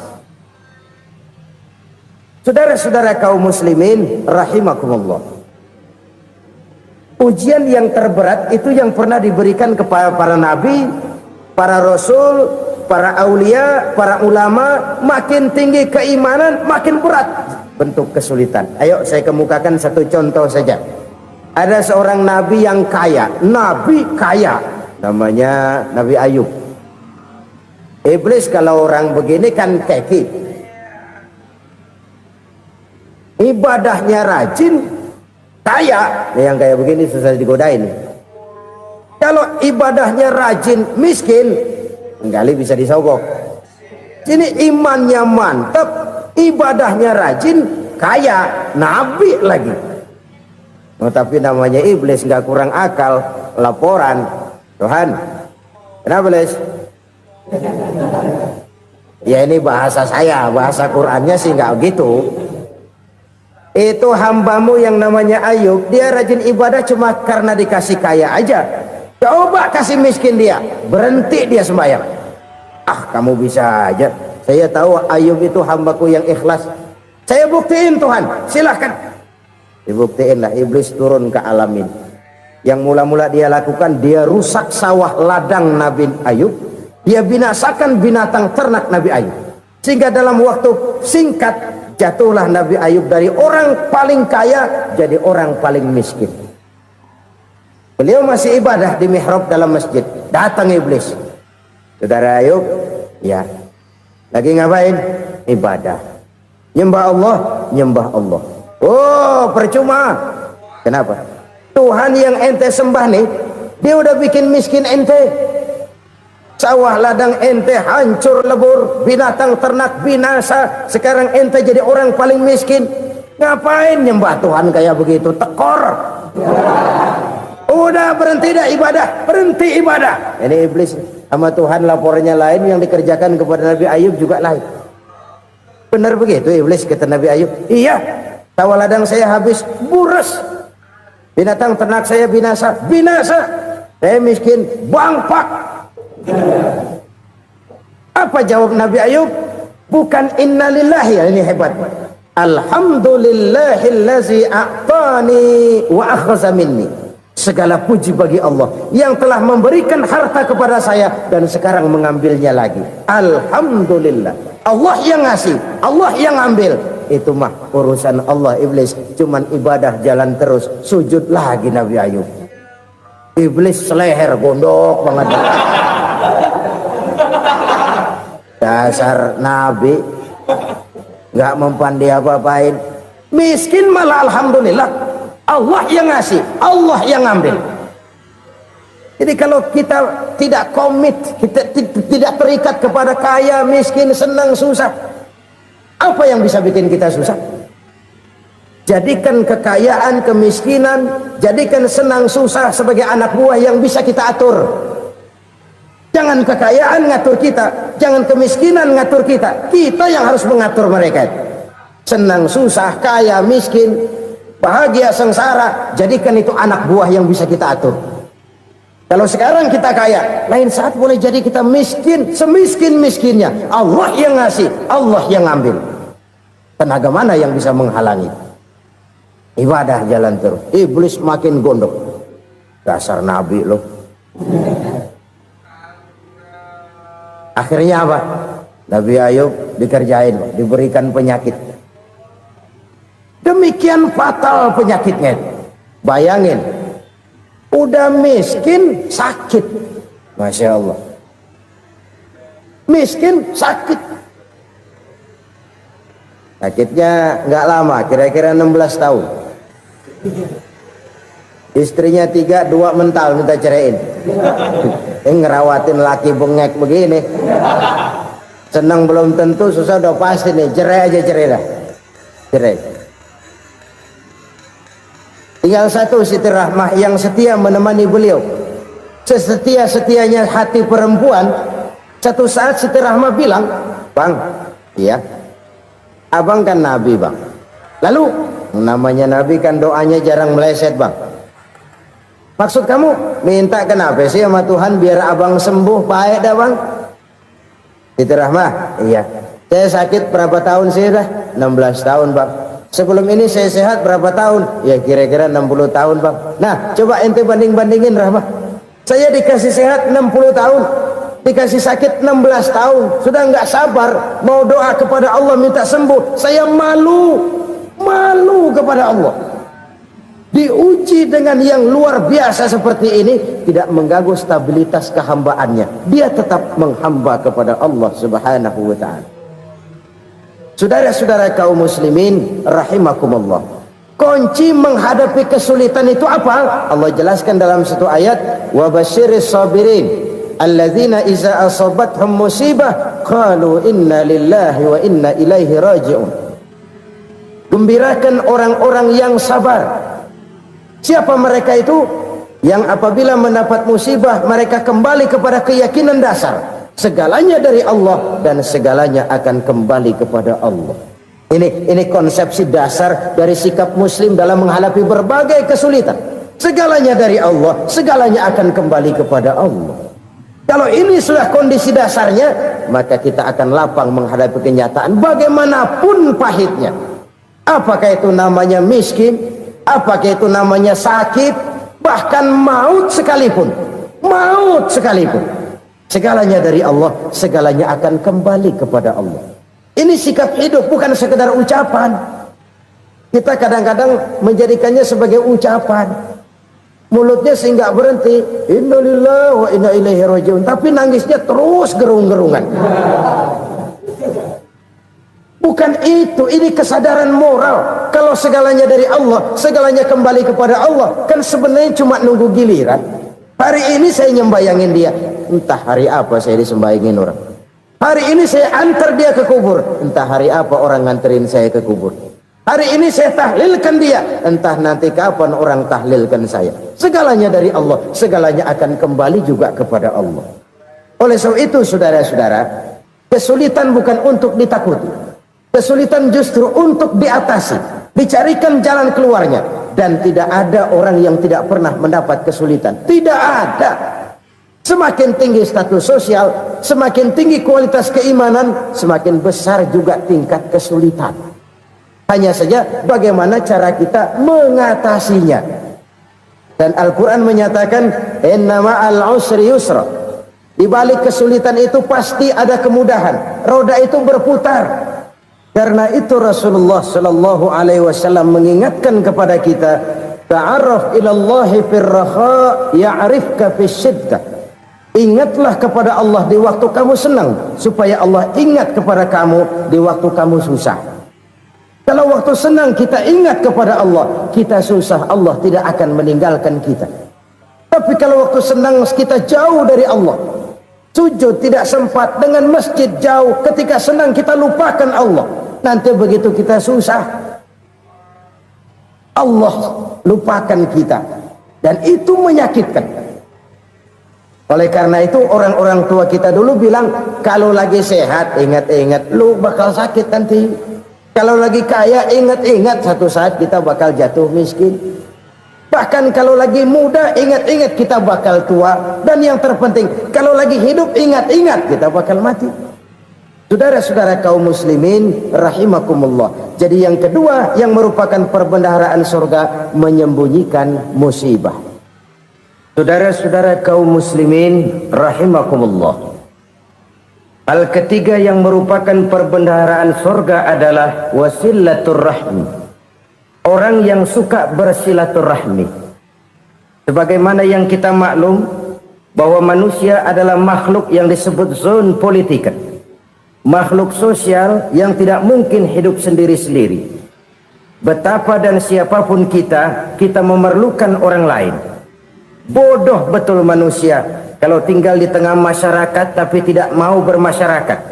Merasa hebat sendiri, pinter sendiri, gagah sendiri, kaya sendiri. Mungkin kalau mati juga ngubur sendiri. Jangankan kita di sini, di sorga saja Nabi Adam waktu sendirian bengong melulu, mondar mandir. Allah tegur dam sepi dam. Ya ini kalau bahasa saya. Iya Tuhan sepi ini nggak ada coret-corekan pisan ini. Diciptakan Siti Hawa baru anteng Nabi Adam. Itu di surga. Cobalah. Umpamanya saudara tinggal di Jakarta nih. Kayak bener. Apaan aja di Jakarta punya saudara dah. Jembatan Semanggi ambil.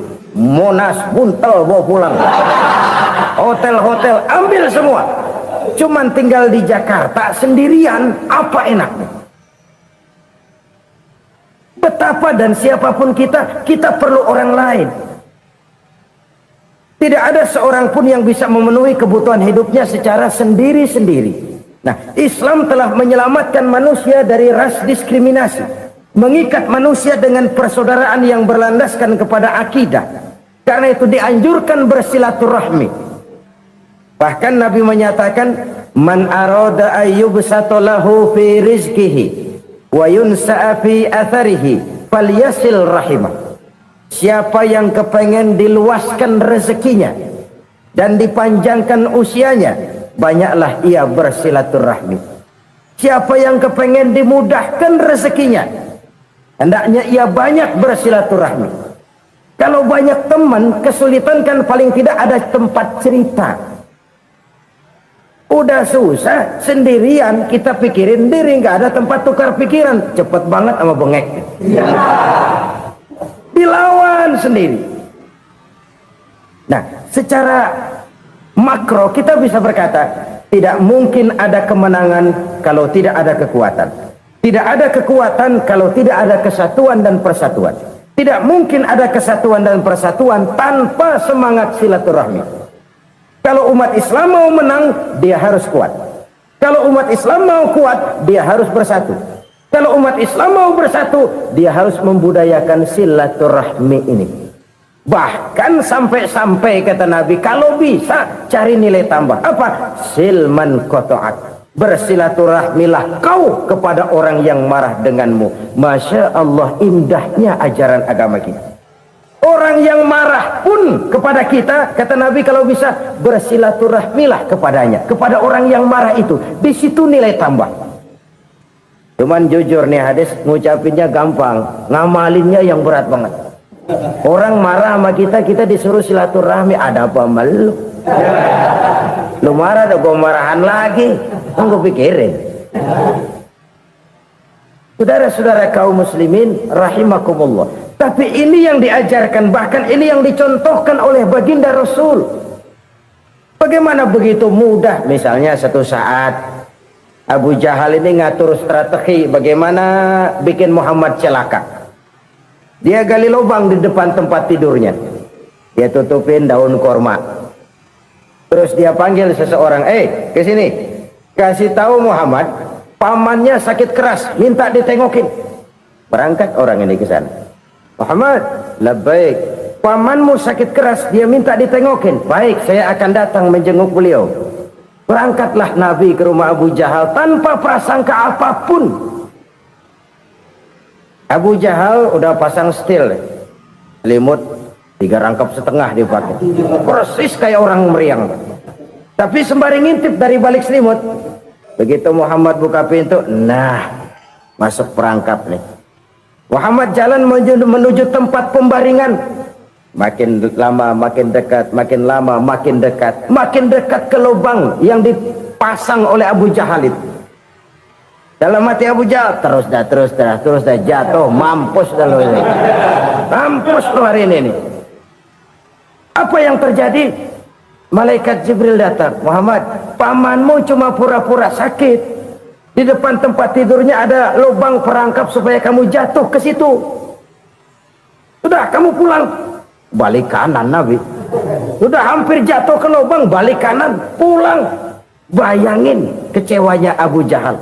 Muhammad dikit lagi, Muhammad dikit lagi. Enggak paman, saya pulang aja. Emosi bangun dari tempat tidur, enggak sadar kalau lagi pura-pura sakit. Lompat ngejar Nabi, dia lupa dengan lubang yang dia gali. Usrak, nyemplung sendiri ke dalam lubang.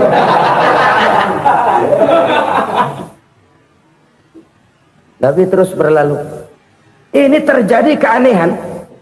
Jatuh ke lubang yang dia gali itu sebenarnya nggak terlalu dalam ya, antara 3-4 meteran lah. Tolong saya jatuh ke lubang ini. Datanglah pelayan-pelayannya itu.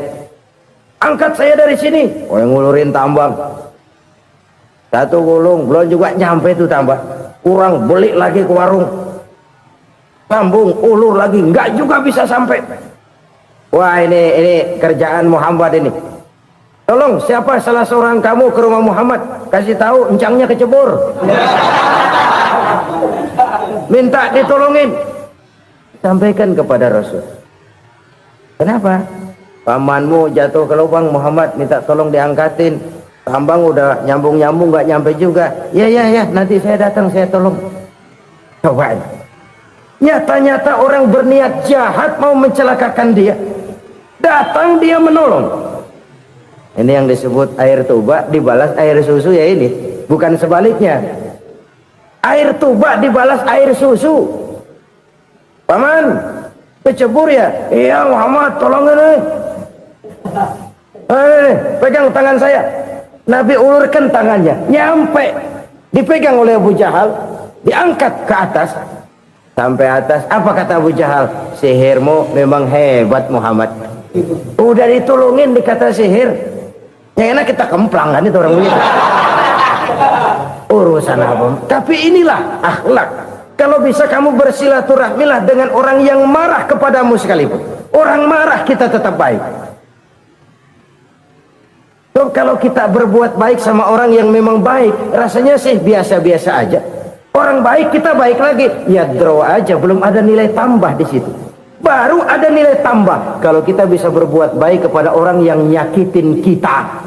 Itu namanya kita setingkat di atas dia. Dia sakitin kita, kita berbuat baik sama dia. Dia pelit sama kita, kita baik sama dia. Dia marahin kita, kita deketin dia. Di situ kita punya nilai tambah. Jadi siapa yang ingin diluaskan rezekinya, kata Nabi, dan dipanjangkan umurnya, hendaklah ia banyak-banyak bersilaturahmi. Sederhana sebenarnya silaturahmi, tapi silaturahmi membangkitkan semangat kesatuan dan persatuan. Kesatuan dan persatuan melahirkan kekuatan. Dalam matematika 1 ditambah 1 pasti 2. Tapi di tengah masyarakat, 1 orang takut ditambah 1 orang takut, hasilnya jadi 2 orang setengah berani. Kenapa setengah berani? Karena udah berdua. Tadi pan takut sendirian, kalau dia kumpul turu-turu takut lah jadi berani. Kita yang lemah, kita yang tidak berdaya, kita yang miskin, kalau mau kompak bersatu, apa yang nggak bisa kita kerjain? Apalagi tinggal di kota besar, pilihan cuma 2. Bertahan atau minggir. Bertahan atau minggir. Untuk bisa bertahan harus mampu bersaing. Untuk mampu bersaing harus punya keahlian. Keahlian harus ditunjang dengan pendidikan, ditambah oleh kekompakan sebagai umat. Udah miskin mencar mulu, orang injek gitu. Orang nggak pandang urusan apa yang malu. Oleh karena itu silaturahmi pada hakikatnya merupakan roh dari ukhuwah yang diajarkan oleh agama kita. Bagaimana Islam menyelamatkan masyarakat manusia dari ras diskriminasi, mengikat manusia, dan tidak ada persaudaraan yang lebih indah selain persaudaraan yang diikat dengan nilai-nilai akidah. Sepanjang orang di jalan Allah, itulah saudara kita. Keluar dia dari jalan Allah, selesailah persaudaraan sampai di situ. Karena itu kalau ingin menyimpan sesuatu di surga, banyaklah bersilaturahmi. Datang ke rumah ini, datang ke rumah itu, dan lain sebagainya. Itu simpanan kita di akhirat nanti. Ini yang ketiga. Saudara-saudara, yang keempat, perbendaharaan surga itu apa? Wa qawlu la hawla wa la quwwata illa billah. Ucapan la hawla wa la quwwata illa billah. Ibadah kan ada yang berat, modalnya besar. Bangun masjid berat, modalnya besar. Bangun rumah sakit berat, modalnya besar. Ada ibadah yang berat tapi modalnya ringan. Misalnya puasa. Puasa itu berat, mengendalikan nafsu. Kalau sekedar nggak makan nggak minum sih enteng, mengendalikan nafsu. Itu jihad terbesar, tapi kan modalnya ringan, cuma niat saja. Ini ibadah berat, modalnya ringan. Ada ibadah yang ringan, modalnya juga enteng. Seperti termasuk ucapan la haula wa la quwwata illa billah. Tanpa sadar, la haula wa la quwwata illa billah. Nyelengin tuh di surga. Nyelengin, kita nggak terasa, nyelengin simpenan akhirat. La haula wa la quwwata illa billah. Nyimpan lagi. Kaget, la haula wa la quwata illa billah, nyimpan lagi, banyak simpanan. Walaupun sebenarnya yang dimaksud di sini adalah kesadaran batin bahwa tidak ada daya dan kekuatan kecuali Allah. Itu intinya. Kita memulai pekerjaan disunahkan baca bismillah, kan begitu. Apa itu? Kesadaran moral bahwa ini saya bisa kerjakan, saya kerjakan ini dengan menyebut nama Allah. Kenapa? Kalau Allah tidak memberikan daya dan kekuatan, mana mampu saya kerjakan ini. Maka saya kerjakan ini dengan menyebut nama Allah. Bismillah. Kesadaran moral. Manusia hanya wajib berusaha, tapi nggak pernah wajib berhasil. Banyak hal-hal yang kalau kita renungkan secara rasio nggak mungkin, tapi jadi kenyataan. La haula wa la quwata illa billah. Tidak ada daya dan kekuatan kecuali bagi Allah semata-mata. kesadaran moral akan kelemahan dan keterbatasan makhluk bernama manusia. Kadang kita kagum dengan otak, tapi kita sering lupa sama yang bikin otak. Padahal bagaimanapun hebatnya otak, yang bikin otak pasti lebih hebat dari otak. Nggak percaya, silahkan otak-otakan. Inilah kecenderungan. Kita kagum dengan pesawat-pesawat mutakhir, bukan main, besi gede banget terbang itu. Alangkah hebatnya. Lalu apa yang bikin otak tidak lebih hebat dari itu semua? Kita puji laut, apa yang bikin laut tidak lebih hebat dari laut itu? La haula wa la quwata illa billah. Tidak ada daya dan kekuatan kecuali Allah. Apa yang bisa kita lakukan kalau tidak karena daya dan kemampuan yang diberikan oleh Allah kepada kita? Lahirlah sikap tawadu, rendah hati, tidak melonjak menjadi angkuh dan sombong, sadar akan kelemahan dan keterbatasan diri sebagai makhluk yang diciptakan oleh Allah Subhanahu wa taala. Jadi satu sisi ini ucapan yang berpahala, la haula, jadi wiridan. Pada sisi lain ini kesadaran moral, sikap mental, kesadaran batin bahwa yang punya daya dan kekuatan itu cuma Allah. Kita nggak pantas untuk sombong, sebab sombong itu pakaiannya Allah. Kita nggak sedang pakai pakaian Allah, kegedean. Dan makin kita renungi, makin terbentur. Apa sih yang bisa kita sombongin? Kita mau sombong apa? Kaya, pintar, itu kan semua relatif. Di atas langit masih ada langit lagi. Jadi oleh karenanya, marilah kita menyadari, manusia hanya wajib berusaha, tapi tidak pernah wajib berhasil. Yang berusaha saja tidak wajib berhasil, apalagi yang tidak berusaha. Islam bukan agama orang pemalas yang selesai sholat lalu endelohom, enggelenggem ayem-ayem. Tapi Islam bukan agama orang sombong yang setelah berusaha lalu tidak memerlukan Allah. Kita bisa saja bikin proyeksi, tahun sekian kita bakal panen besar menurut perhitungan otak. Tapi ada kejadian lain. Apa? Tikus ngambek. Habis itu dimakanin tikus, panen gagal.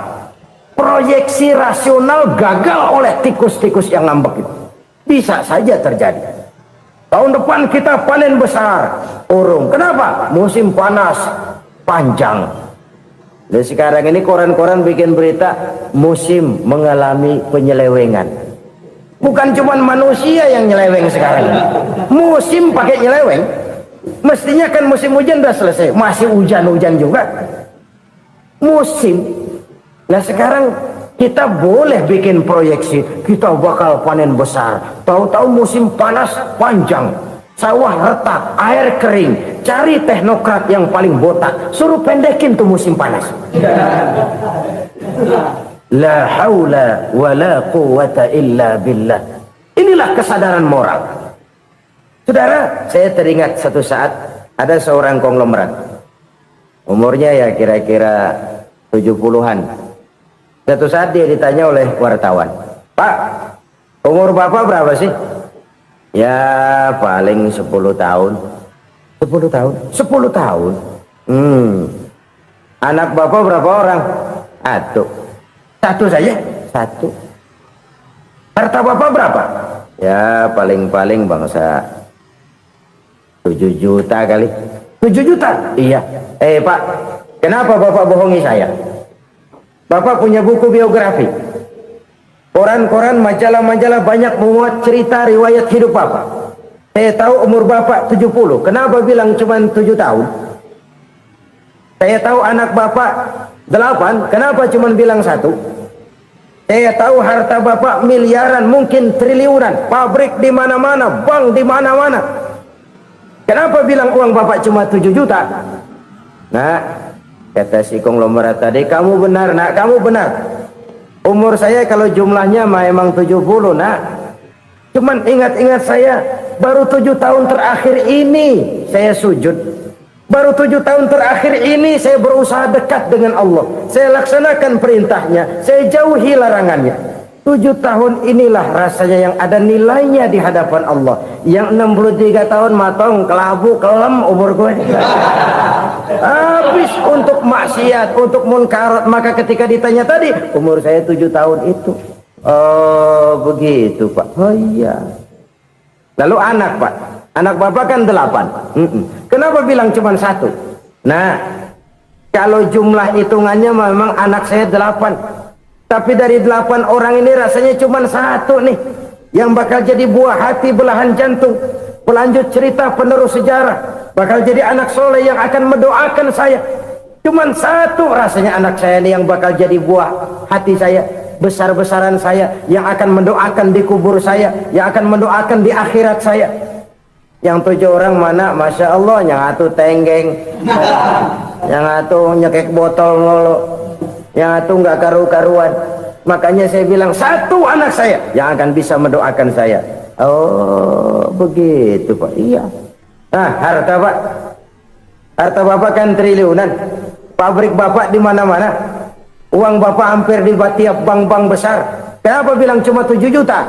Betul kau nak. Harta saya kalau jumlahnya memang miliaran, triliunan mungkin.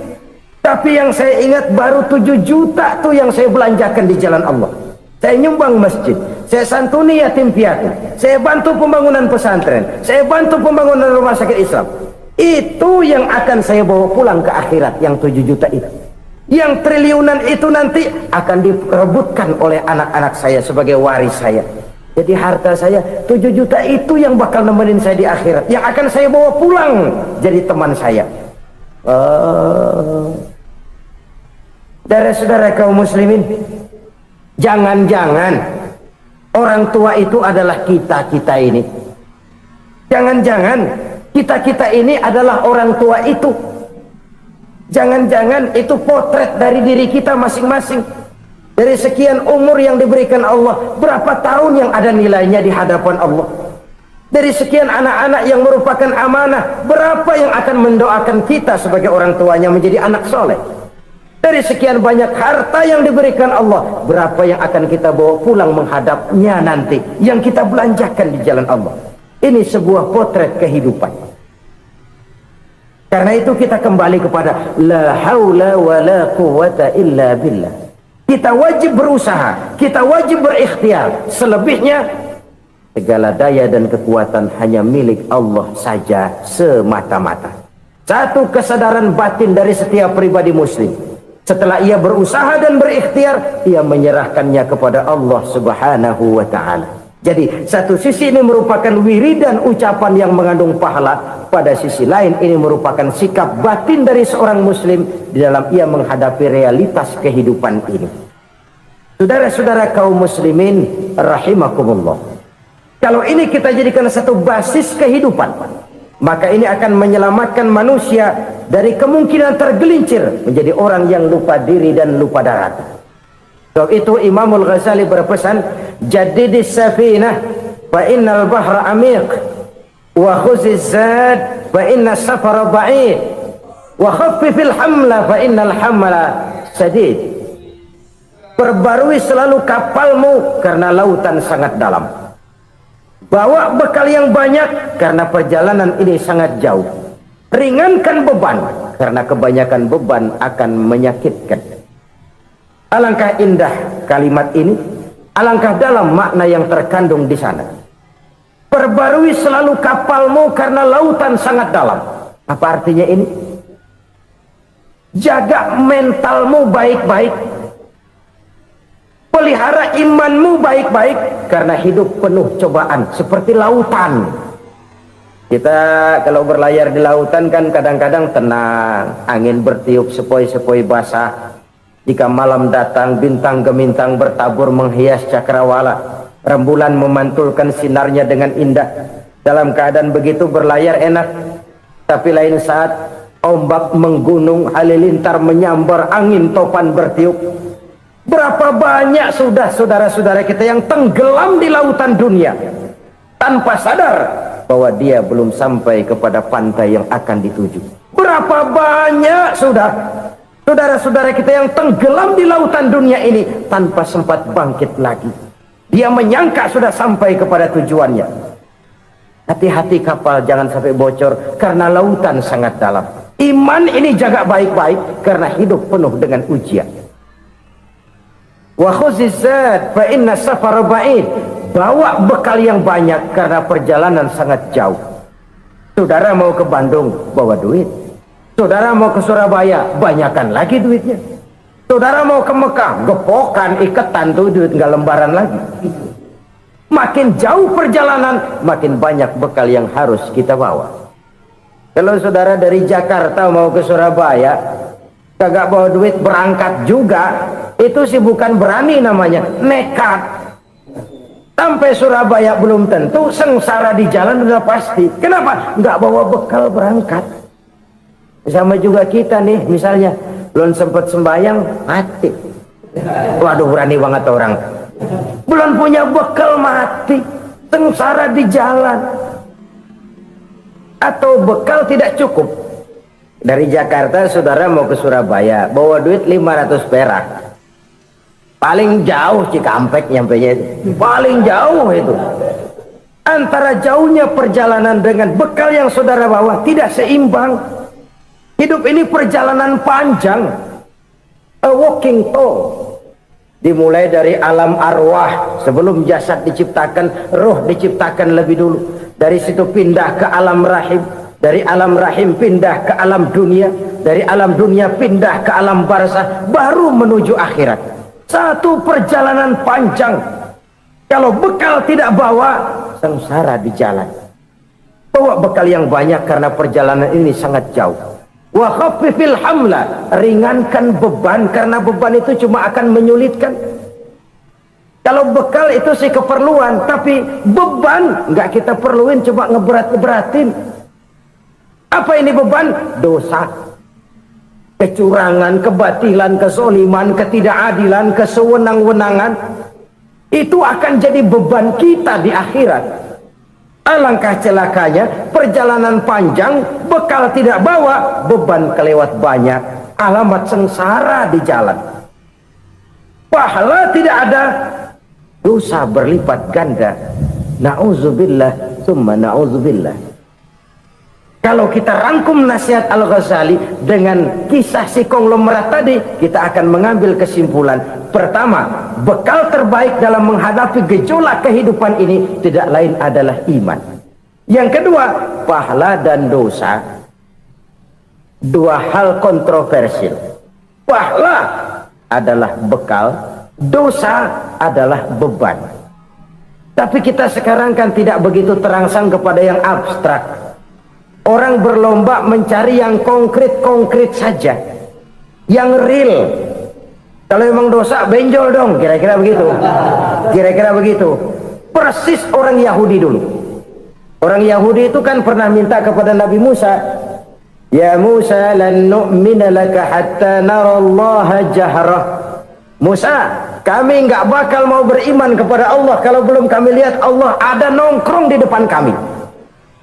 Kalau memang Tuhan ada, taruh dong di depan kami. Mau yang konkret-konkret saja. Kalau memang dosa, benjol dong. Kalau memang pahala, berasa dong. Orang terangsang kepada yang real, yang konkret-konkret saja. Karena itu, untuk mengejar dosa, orang mau bayar. Tapi untuk mengejar pahala, walaupun tidak bayar, orang segan. Ini yang dikatakan oleh Nabi, kamu mengharapkan ke surga, tapi kamu berat melaksanakan sesuatu yang bisa membawa kamu ke surga. Kamu ingin jauh dari neraka, tapi tiap saat kamu lakukan perbuatan-perbuatan yang justru menjerumuskan kamu ke neraka. Idda'aitum an-najata minan nar wa ramaitum fiha anfusakum. Kamu ingin selamat dari neraka, tapi kamu lemparkan diri kamu ke neraka. Kamu ingin masuk surga, tapi berat sekali kamu melakukan perbuatan-perbuatan yang bisa menyampaikan kamu di surga. Saudara-saudara kaum muslimin rahimakumullah. Jadi hal keempat yang merupakan perbendaharaan surga adalah la haula wa la quwata illa billah. Satu sisi ini merupakan ucapan yang memperberat timbangan akhirat. Pada sisi lain ini merupakan sikap hidup seorang muslim, kesadaran batin yang sangat dalam bahwa tidak ada daya dan kekuatan kecuali Allah. Dan itu kita simbolkan pada saat memulai pekerjaan dengan Bismillah, dengan menyebut nama Allah. Satu kesadaran moral, saya hanya bisa melakukan ini karena diberikan daya dan kekuatan oleh Allah. Lahirlah sikap tawadu, rendah hati, tidak melonjak menjadi angkuh dan sombong. Saudara-saudara, sampai sini dulu jumpa kita kali ini. Semoga 4 perbendaharaan surga ini dapat kita lakukan, yang kelak akan merupakan bekal kita di kemudian hari nanti. Amin ya rabbal alamin. Terima kasih atas segala perhatian, mohon maaf atas segala kekurangan. Usikum wa iyaya bitaqwallah. Wassalamu alaikum warahmatullahi wabarakatuh.